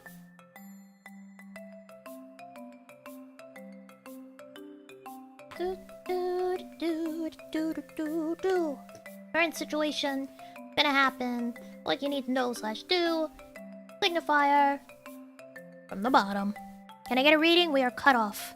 Because there's already so many people I need to do a reading for, and I was only planning to be here until squirrel time. So now we gotta zoom. Now we gotta zoom. Oh god. Our first death draw of the day! Woohoo! Your current situation, you got the death card. For what needs to happen or what's going to happen, you got the Ace of Wands. For what you need to know / do, it's the Six of Swords.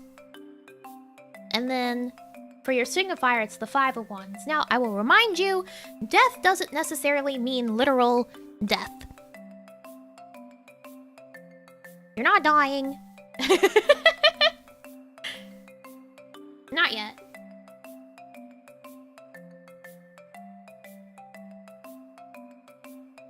Ooh, interesting. Oh. Gotta say you good? Like, this reading is telling me, like, are you good? Your signifier, the Five of Wands, represents conflict. Your Six of Swords, for what you need to do / know, is you need help to leave a situation. Are you okay? I hope it's nothing like too serious. Maybe it's just a lighter situation of like maybe you're stuck in like a friendship that's not really behooving you, not really helping you. So maybe you need to like have someone convince you to leave. I'm not gonna say that's the reading necessarily, but I will say death, right? That's the end of something. So clearly you're in a circumstance that is ending or needs to end. Right? Because of the fact that you have this Five of Wands. Maybe you're in a conflict already. And it's nearing the end. But what you need in order to get out of it and to flourish with this Ace of Wands, with this burst of energy, with this burst of creativity and will, you need to actually look to other people for help. I know it's difficult, but sometimes you gotta ask for help. You need someone else that's going to be there to help support you in this situation ending, in this conflict, in this end of something, so that you can make it out on the other side with this burst, with this energy that you can now harness and turn into something else. So basically, look to your friends, look to your loved ones. See if they can help you with what's going on. Especially because it's very likely that you feel like it's a conflict of action, or like you're conflicted yourself, rather than it being a outside conflict. It could be either. It could be an outside conflict, it could be an inside conflict, but it's something is ending. And you need to get help from other people to know how to move forward out of whatever is ending in your life. So look to your friends, look to your loved ones, find their advice, listen to it, take in their thoughts, and then process it yourself. Because the swords, again, it's thoughts, right? You need to look for other people and their advice, take it in, think on it, use it for that burst of will and energy that you're going to have to really move forward out of this situation. I would almost read this as like an issue with a relationship in particular. But I don't know necessarily if that is the case.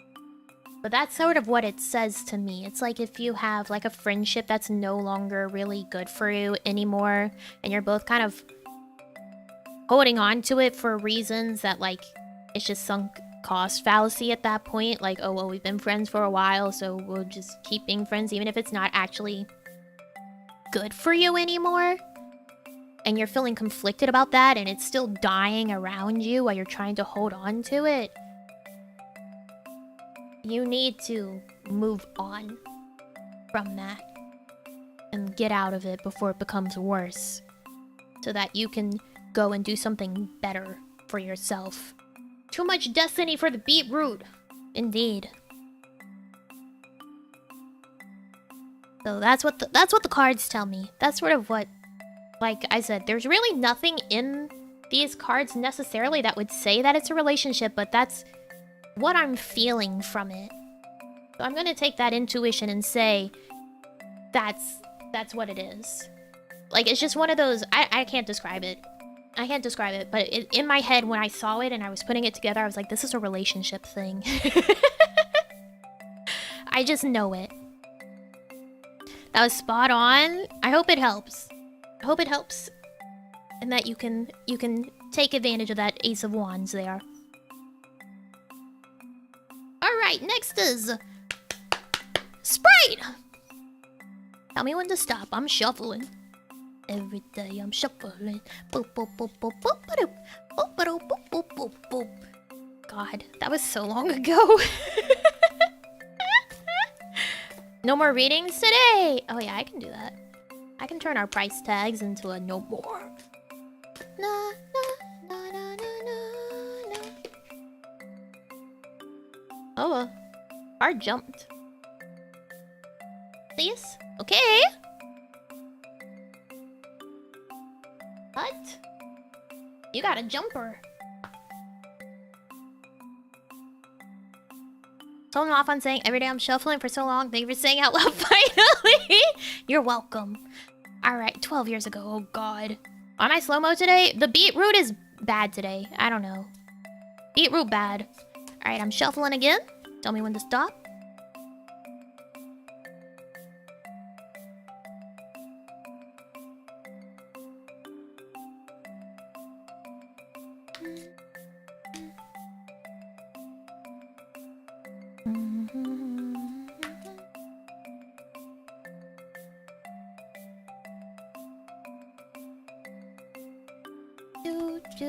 Okay, stop.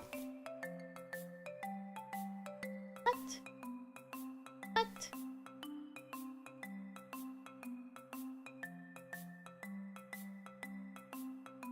Alright. LMFAO still active? No, they haven't been in ages. I think they had like a small falling out, which is weird because they're like uncle? Like one into the uncle the other?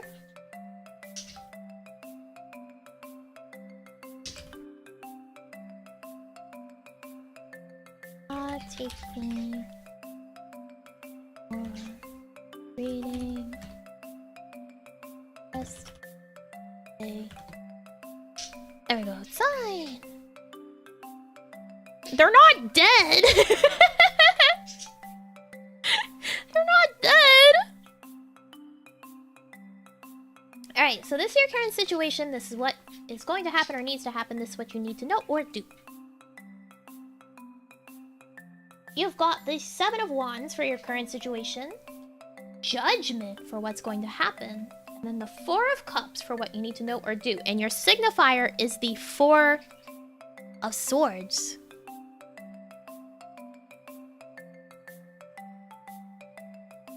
Let's see.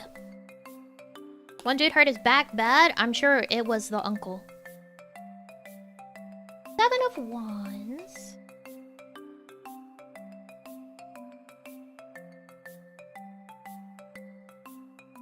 Do do do do do. Oh. Okay.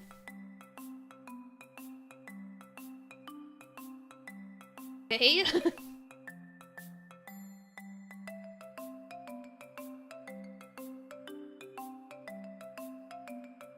Okay.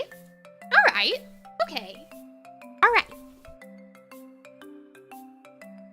I see.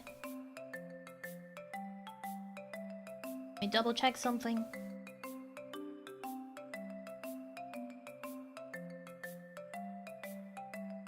Shockingly, what I thought this was gonna say, actually with this signifier, it's quite the opposite.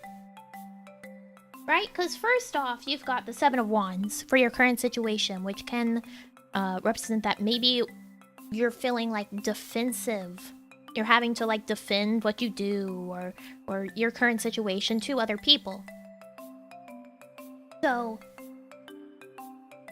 it can like kind of evoke a feeling of, well, maybe they're right.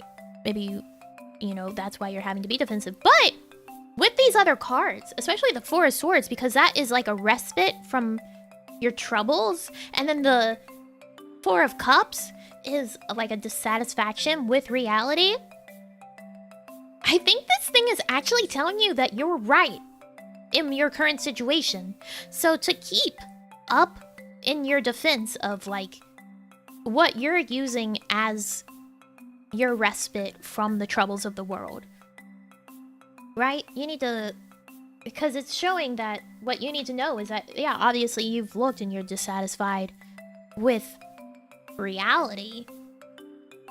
Because for here of the what's going to happen, the Judgment card, well, that's telling you to listen to your heart and your own judgment. So really what this is saying is that, like, you're on your path.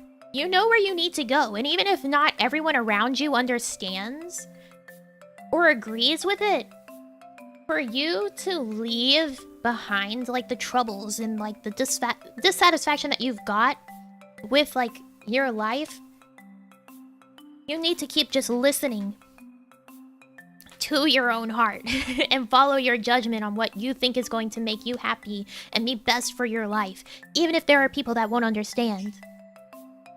So, like, that's pretty clear. That's pretty clear cut here on, like, you're on your way. You're finding your way.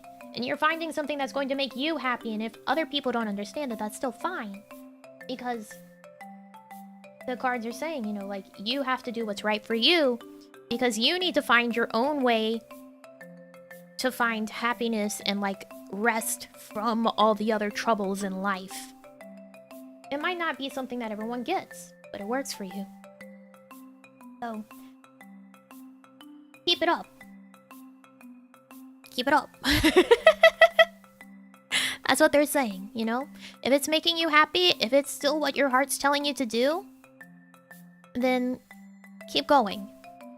If it's what makes it easier to deal with the troubles of your reality and your dissatisfaction with your current life or reality and circumstance, they say keep it up. These readings are for entertainment purposes only. That's not to say that, like, you know, nothing, like, no sort of strife will come from it at some point. But it is saying, like, you know, you're figuring it out. You're figuring out what you need to do, what you need to be happy. And the cards are saying, like, yeah, keep going. Keep listening.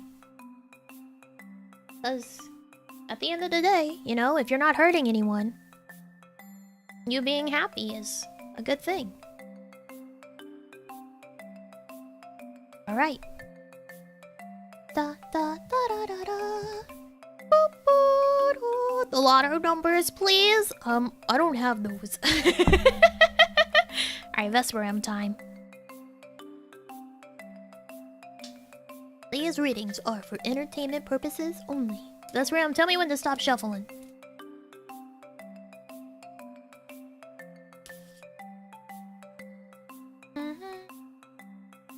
Oh, I know. You're so punctual. Aren't you? You're the most punctual girl in the world. You are. Alright, I might need to take a quick little second in the middle of yours. We'll have to shuffle the second time and cut the second time right after these commercial messages from Squirrel.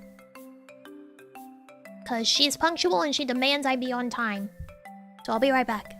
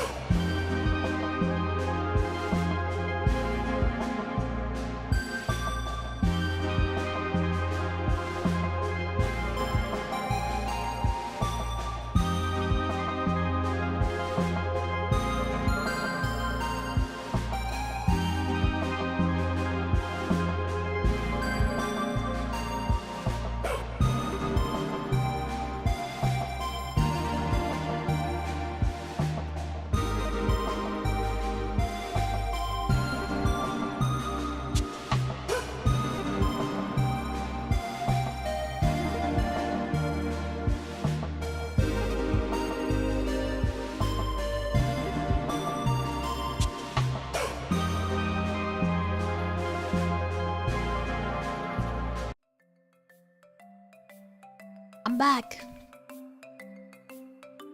What was I gonna do?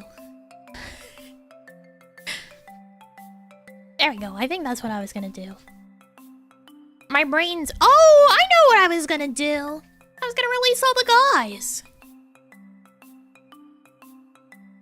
I figured it out.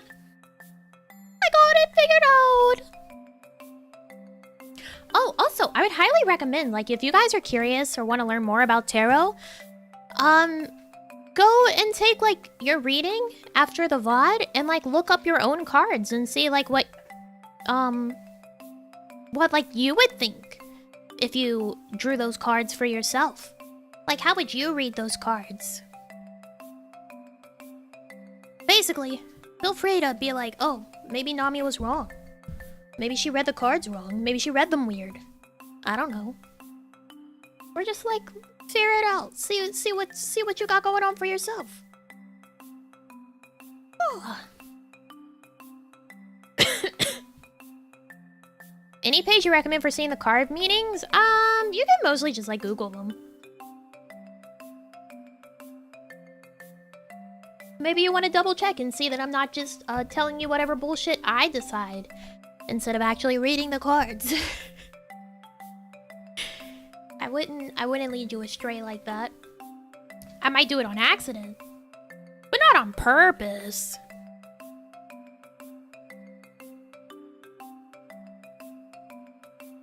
Let's see, we got, oh, Archangels! Hi, welcome! Hi, Rita. Hi, Archangels. Welcome. I would never fib. Not on purpose. Not about this. Hi, Rita! Welcome, everyone.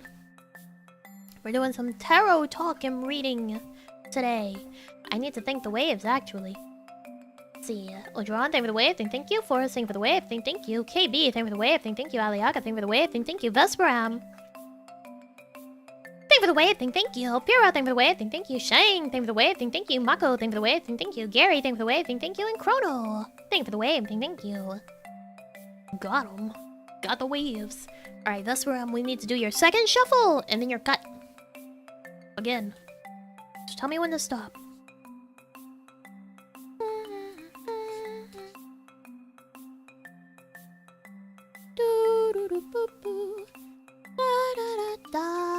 Stop.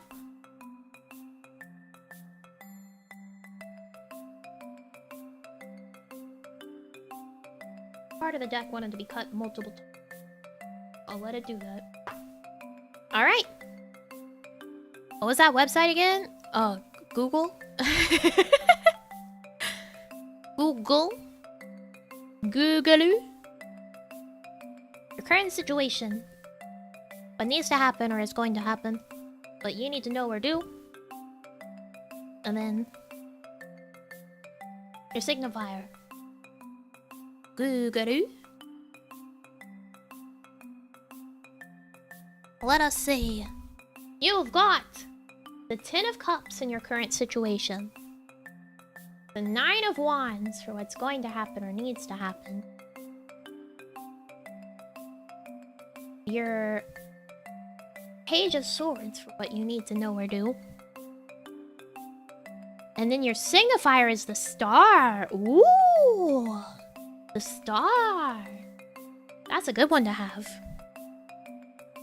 She is like a guiding light. She shows guidance in your life. Let's look at all these other ones to see what they do together.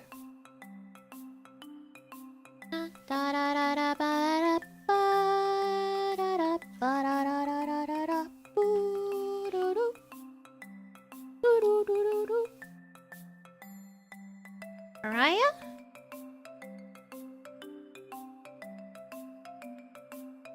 The Page of Swords.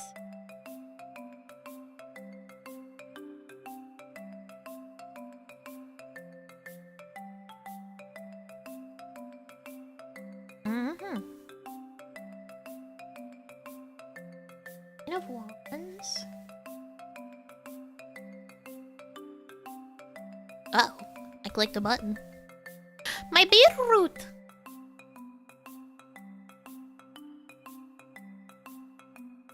Rudy. Routine. Da, da, da, da.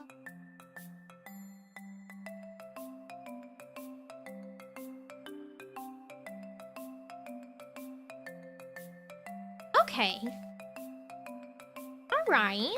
Yours is quite good for you, Vesperam.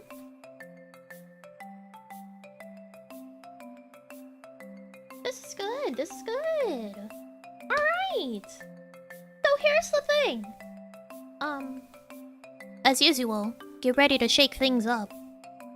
You guys have a lot of stuff that's going on in your lives that's like, hey, maybe you should try this new thing. However, here's the thing with yours, right? Your current situation is the Ten of Cups, and that signifies like a happy home. Usually tens are like the end of a journey, the completion of a cycle. So right now, you're in a situation that you feel like fulfilled. Like you're actually like in a good spot. Mostly it's gonna be like emotionally or with relationships. You're in like a situation that maybe in just like those specific circumstances, like relationship wise, emotionally, hello. Bark, bark, bark, bark, bark, bark. You're in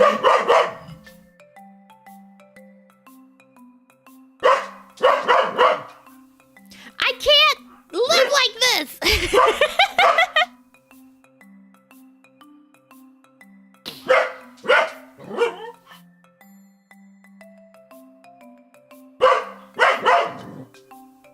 Hey! Cut it out!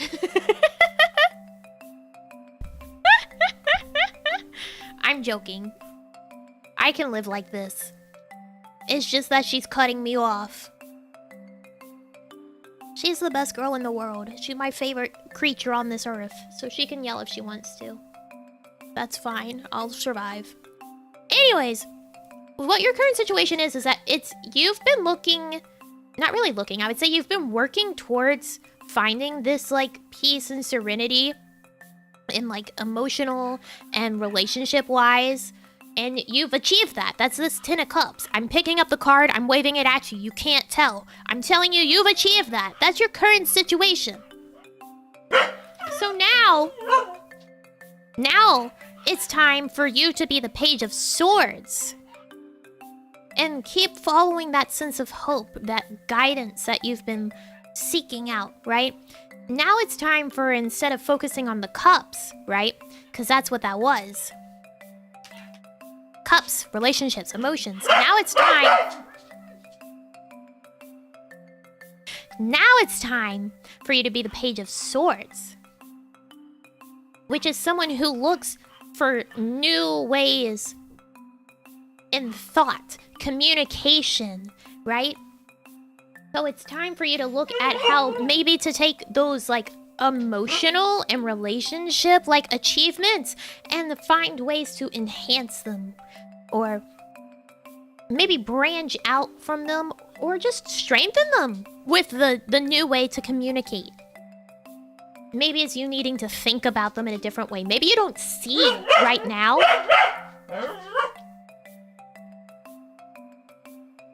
Maybe you don't see right now that your situation is the Ten of Cups. Maybe to you it doesn't feel that way. But in the reality, she is being so rude. It's true.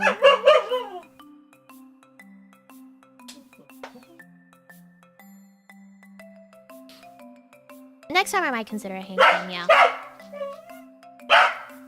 It's every time I speak!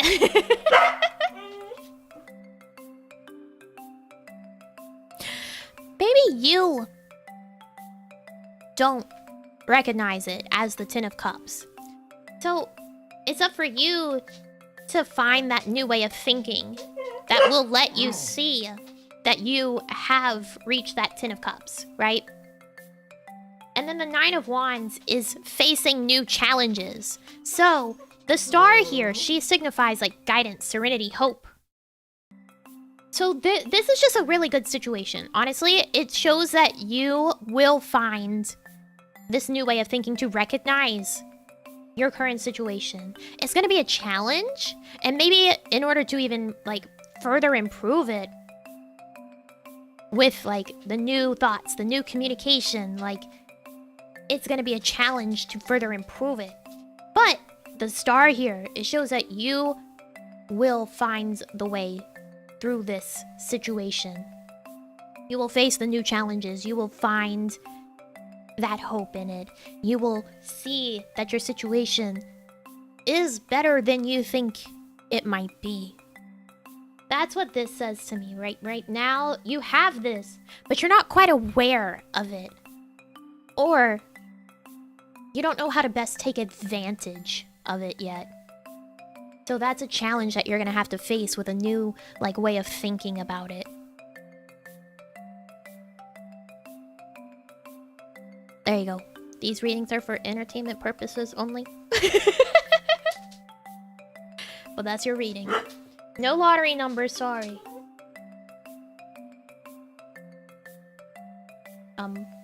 So... Sorry, I couldn't give you lotto numbers, but... Hopefully that helps.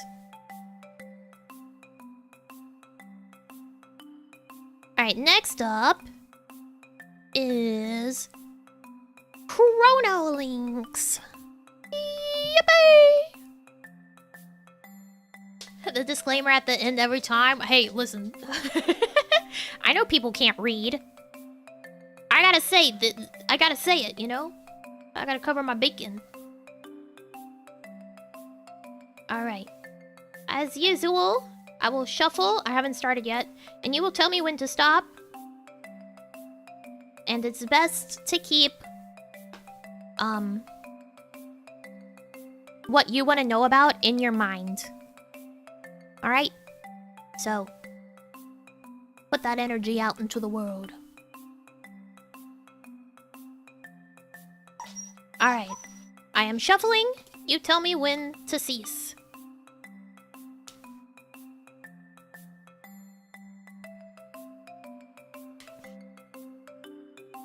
Oh god, the squirrely's gonna be a menace for the rest of the stream. College sister is home and she's playing with the puppies.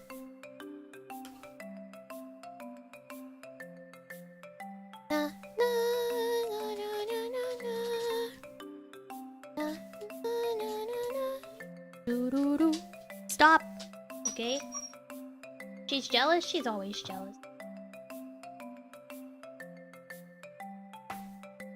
When she hears me talking to the puppies, she gets so mad. Alright, shuffling again. Tell me when to stop.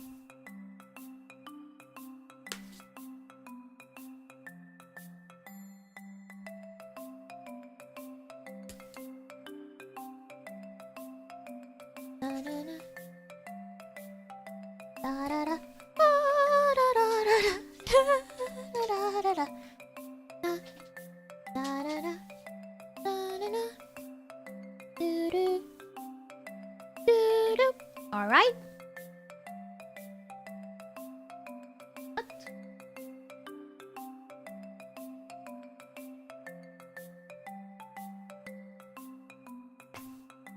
Alright.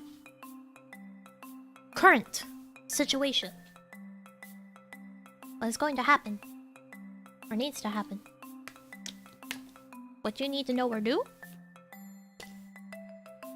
Signifier from the bottom.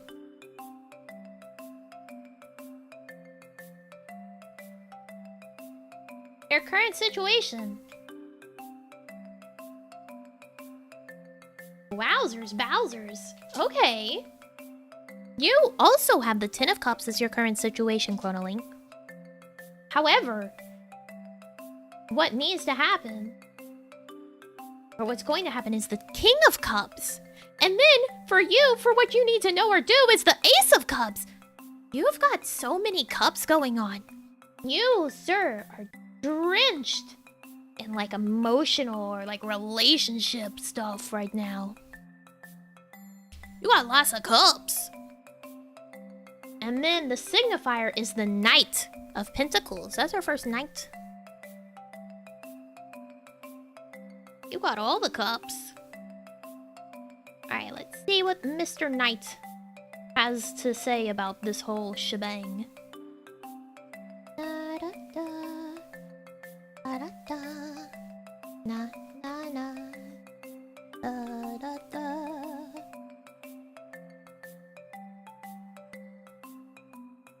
Alright. Oh. Okay.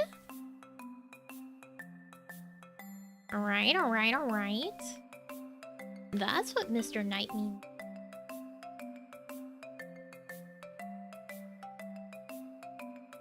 Let's see.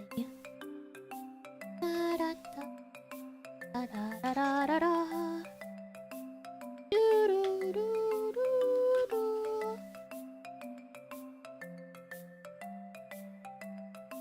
You just flip around.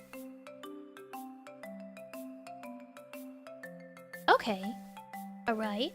Alright. Okay. This is good for you. I'll say that. This is good.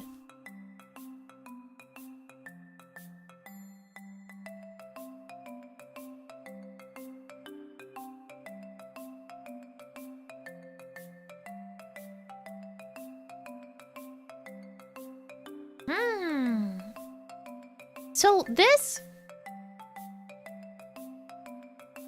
is so interesting, right? Because you have all these cups, and then for your signifier, you have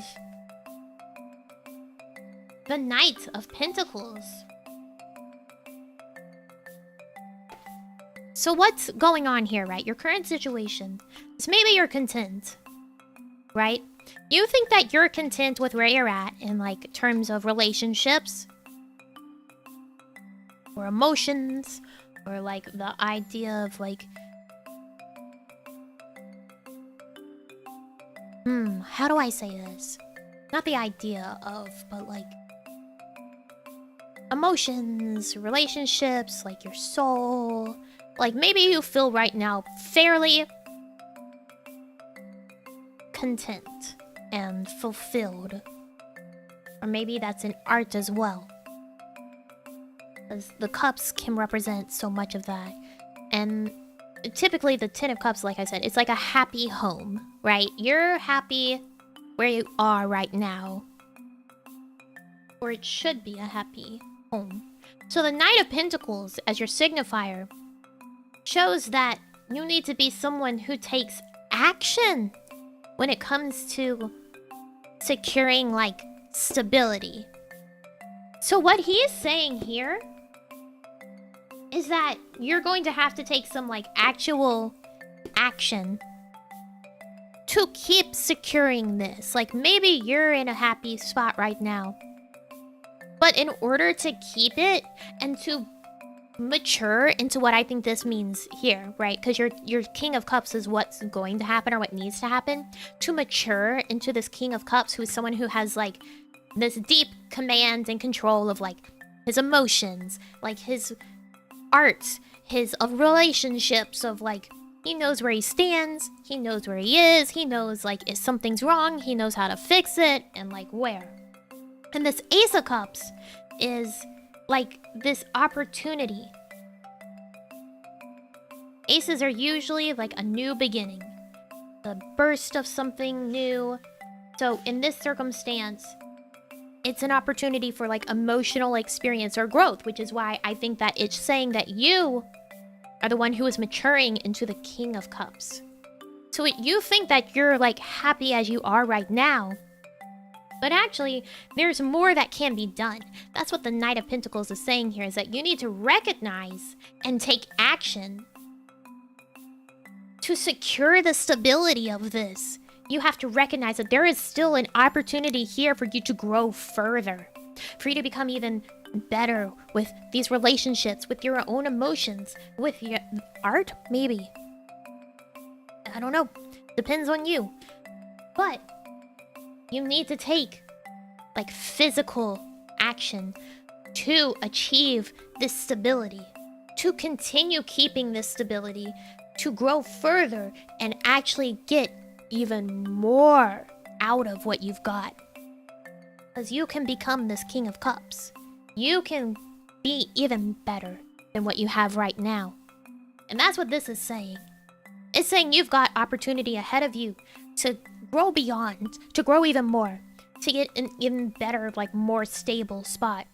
You just have to take that opportunity. You have to take action with it. So hopefully that helps.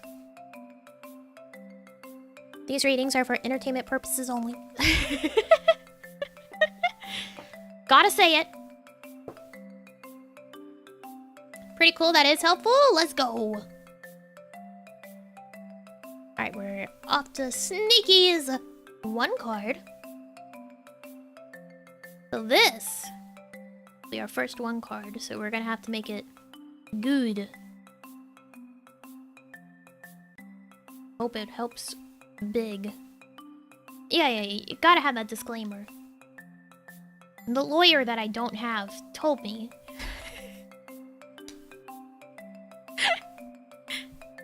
The lawyer that I don't have told me I have to say it.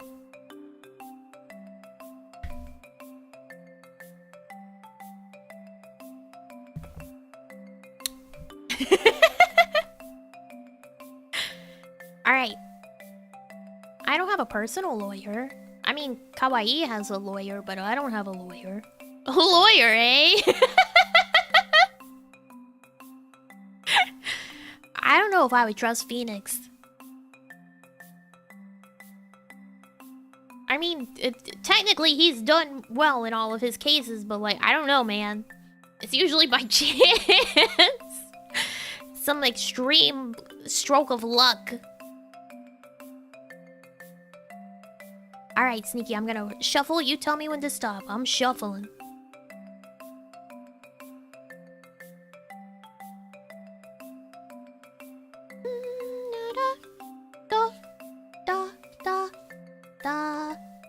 Dead super lawyer, that's true. Mia? Yeah, Mia. Stop, alright? What? Almost said the alive one. I almost killed Maya. How bad would that be? Alright. Cut. I'm shuffling again. Tell me when to stop. Na, na, na, na.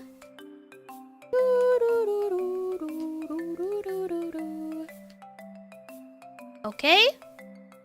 I'm pulling. Wait. Cut again and then pull. I almost messed it up.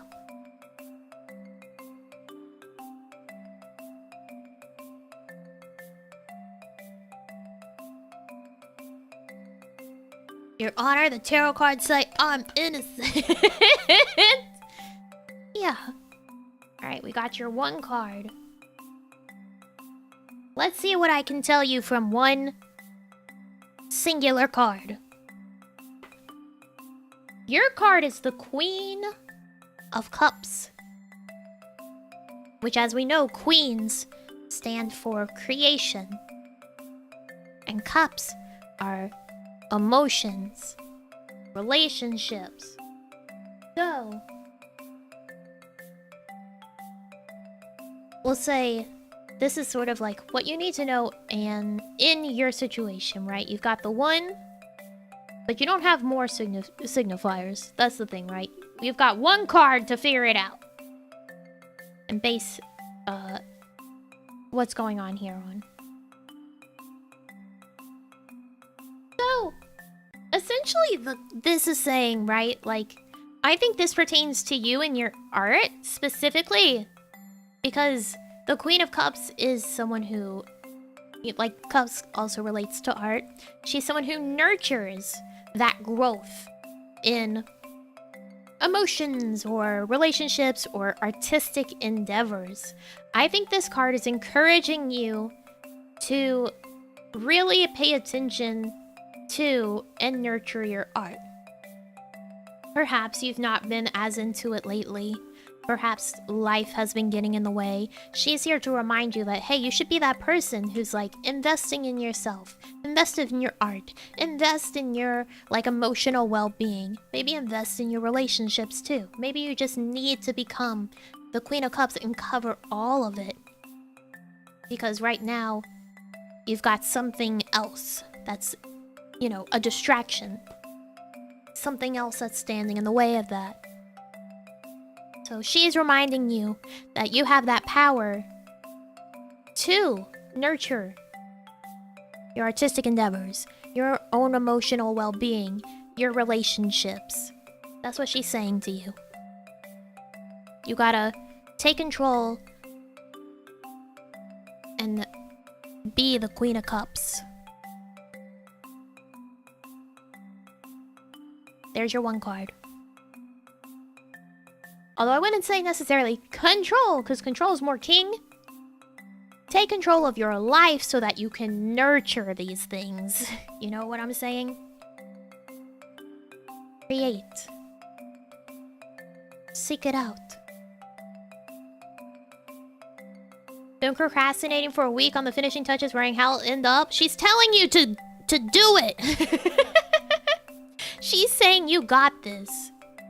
You can be the Queen of Cups. But again, these readings are all for entertainment purposes only. I'm only slightly psychic. I can't tell you everything. I've said that all my life when people are like, "Oh man, that's kind of spooky," and I'm like, "I'm only slightly psychic. Can't help it. I can't help you. Only slightly. I don't know everything." Not liable for anything. Thank you. Alright, Aliaga, it's your turn for your one card. So I'm gonna shuffle. You tell me when. Who sees? No lotto numbers? I'm sorry, I can't tell you that. I was never into numerology. My bad.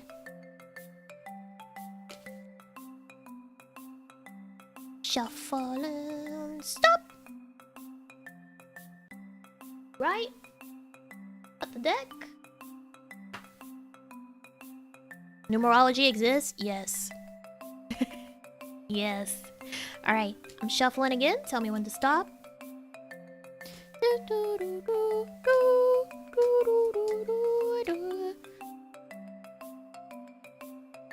Tell me which slot machine is hot. The one that had the oldest granny at it last. Alright, stop.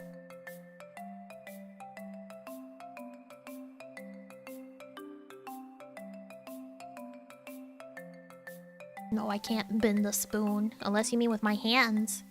Actually, I've bent a spoon in ice cream. You ever be out of clean ice cream scoops and then you need to get some ice cream and you try to get ice cream with a normal spoon and it's like right out of the freezer, so it's still too hard, and then you bend the spoon and you're like, uh-oh. Anyways, your card is the moon. Oh. The moon is a very interesting card to get.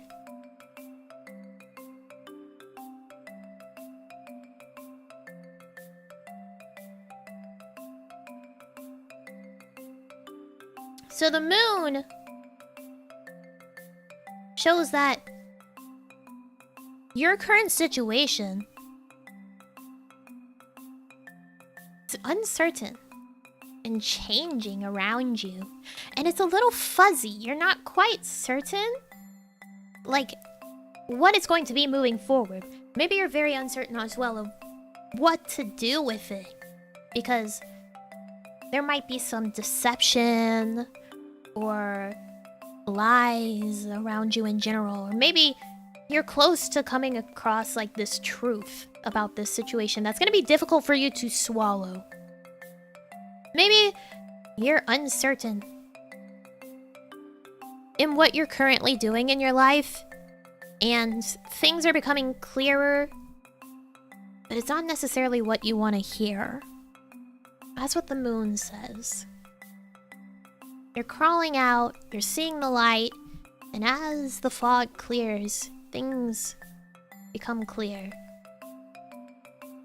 But is it really what you want to know? Well, you're finding out anyway. So what you do with that situation is up to you.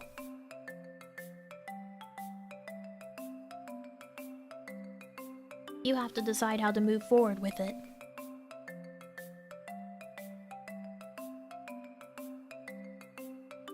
There's your card. Hope it helps. These readings are for entertainment purposes only. Good luck. Heaven's Blade, are you here? I saw that you got a 15 in right at the end of the cutoff. I'm hungry. I'm gonna go eat lunch after this. Yippee! Lunch! Maybe we have leftover corned beef. Yes? Alright. Let's get yours going. Tell me when to stop shuffling. And that's our last reading for today. Anything special in mind? Maybe leftovers, if there's any corned beef left. I don't know if there's gonna be. And if there's not, I don't know.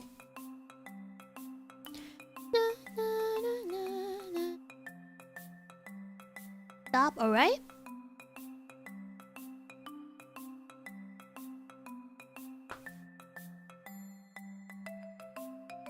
Alright, shuffling again. Tell me when to stop. These readings are for entertainment purposes only would be a great trigger. Corned beef omelets? But eggs are so expensive right now.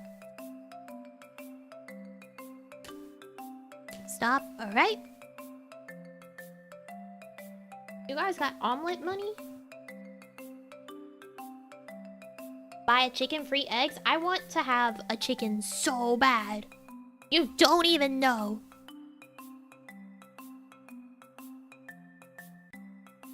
Okay, so this is your current situation. This is what you need to know / do.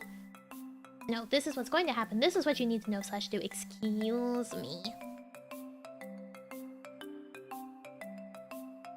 And then your signifier. Maintaining my barge-like mass is killing me? What are you, Gaston? Alright, your current situation? Queen of Pentacles. What is going to happen or needs to happen is the Ace of Pentacles. What you need to know / do is the King of Wands. And then your signifier is the Seven of Cups. You guys have got a lot of court cards in your readings. A lot of people.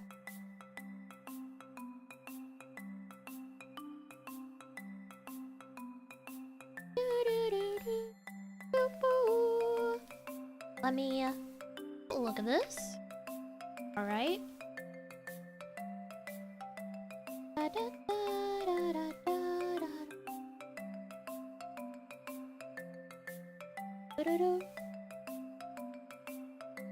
Alright, this is good for you.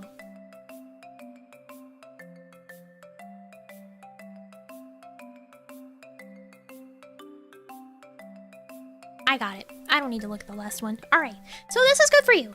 You basically are going to have an opportunity to move closer to your dreams. Maybe not achieve your dreams, but at least move closer to them. The Seven of Cups represents like dreams and desires, right? So right now you're the Queen of Pentacles. You're someone who is nurturing. You're trying to create like that sense of stability. Maybe you're trying to create a way forward in like your physical matters or like your monetary matters. Your Ace of Pentacles shows that there's going to be this opportunity for growth and prosperity.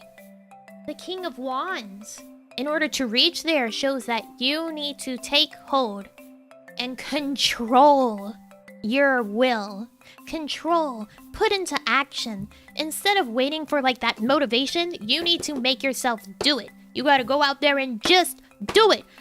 Don't let your dreams be dreams. This is literally the Shia LaBeouf of readings. I don't know how to tell you any other way. That's what you got.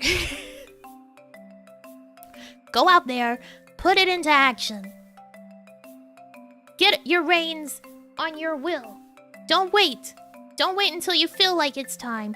Don't wait until you've got the motivation for it. Make it happen so you can get closer to your dreams. That opportunity is there. You just have to buckle down and make it happen. Don't let your dreams be dreams. Just do it. That's what they say. I don't know what to tell you. That's what they say. Just do it. Just a man made of tarot cards doing the Shia LaBeouf. Trying to do it for the past 3 years? Well, that's what the King of Wands is telling you, you know? You gotta really, really buckle down. You've gotta be in control. Can't slip. You can't wait. Gotta be in control. Because he's, you know, the authority figure of Wands. And Wands is, you know, it's action, it's creativity, it's courage, it's boldness. Like, you can't be afraid of it. You gotta get in control. So, if you've been a little hesitant, this is telling you, stop it. But also, this reading is just for entertainment purposes.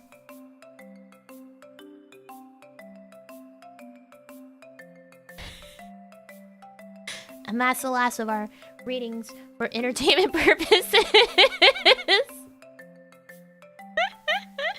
Just do it, but also entertainment purposes only. Not responsible for anything you do in your life. If you do dumb things, that's on you, not on me. Don't come for me. This has been entertaining, see? These readings are for entertainment purposes only. Do it, but like, only if it's funny, haha.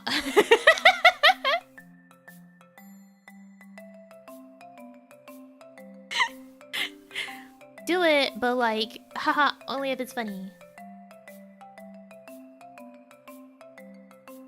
I'll let you know how it all falls apart. No! I don't want to hear. I didn't give you any advice. These are for entertainment purposes only.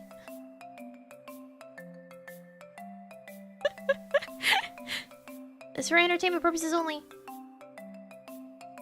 You're the master of your own life. I don't control you. I'm not your dad. Don't blame me. I didn't tell you should be an engineer.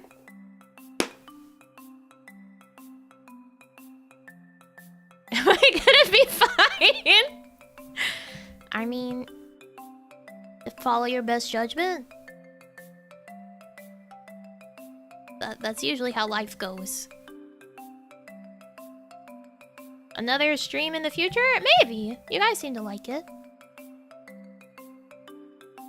You seem to enjoy.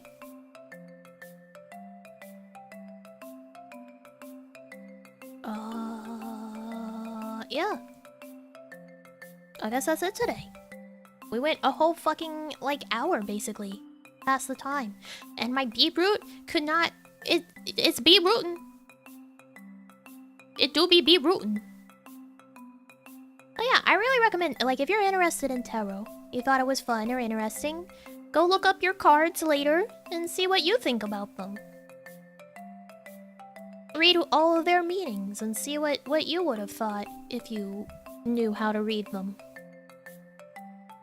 You stalled for an hour so balance was restored? This is true. My lizard eyes. Huh.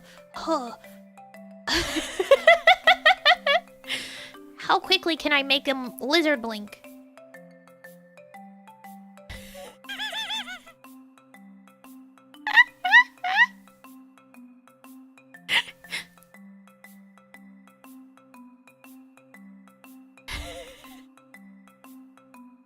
Okay, I'm gonna go find lunch. A gecko.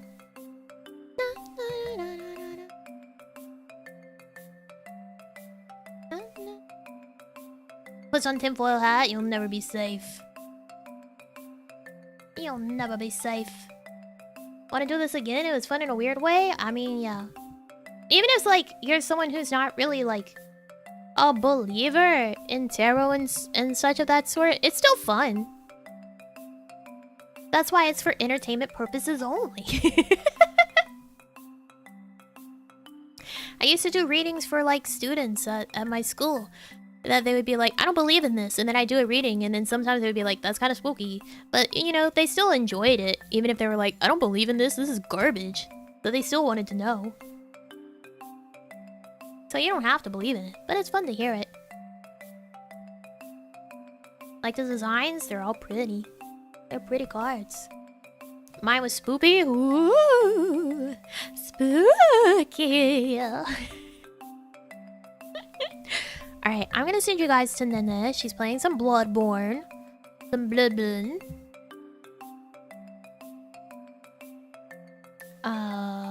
Thank you all so much for coming by today. I hope you have a wonderful rest of your day or night, wherever you are. I will not be here tomorrow.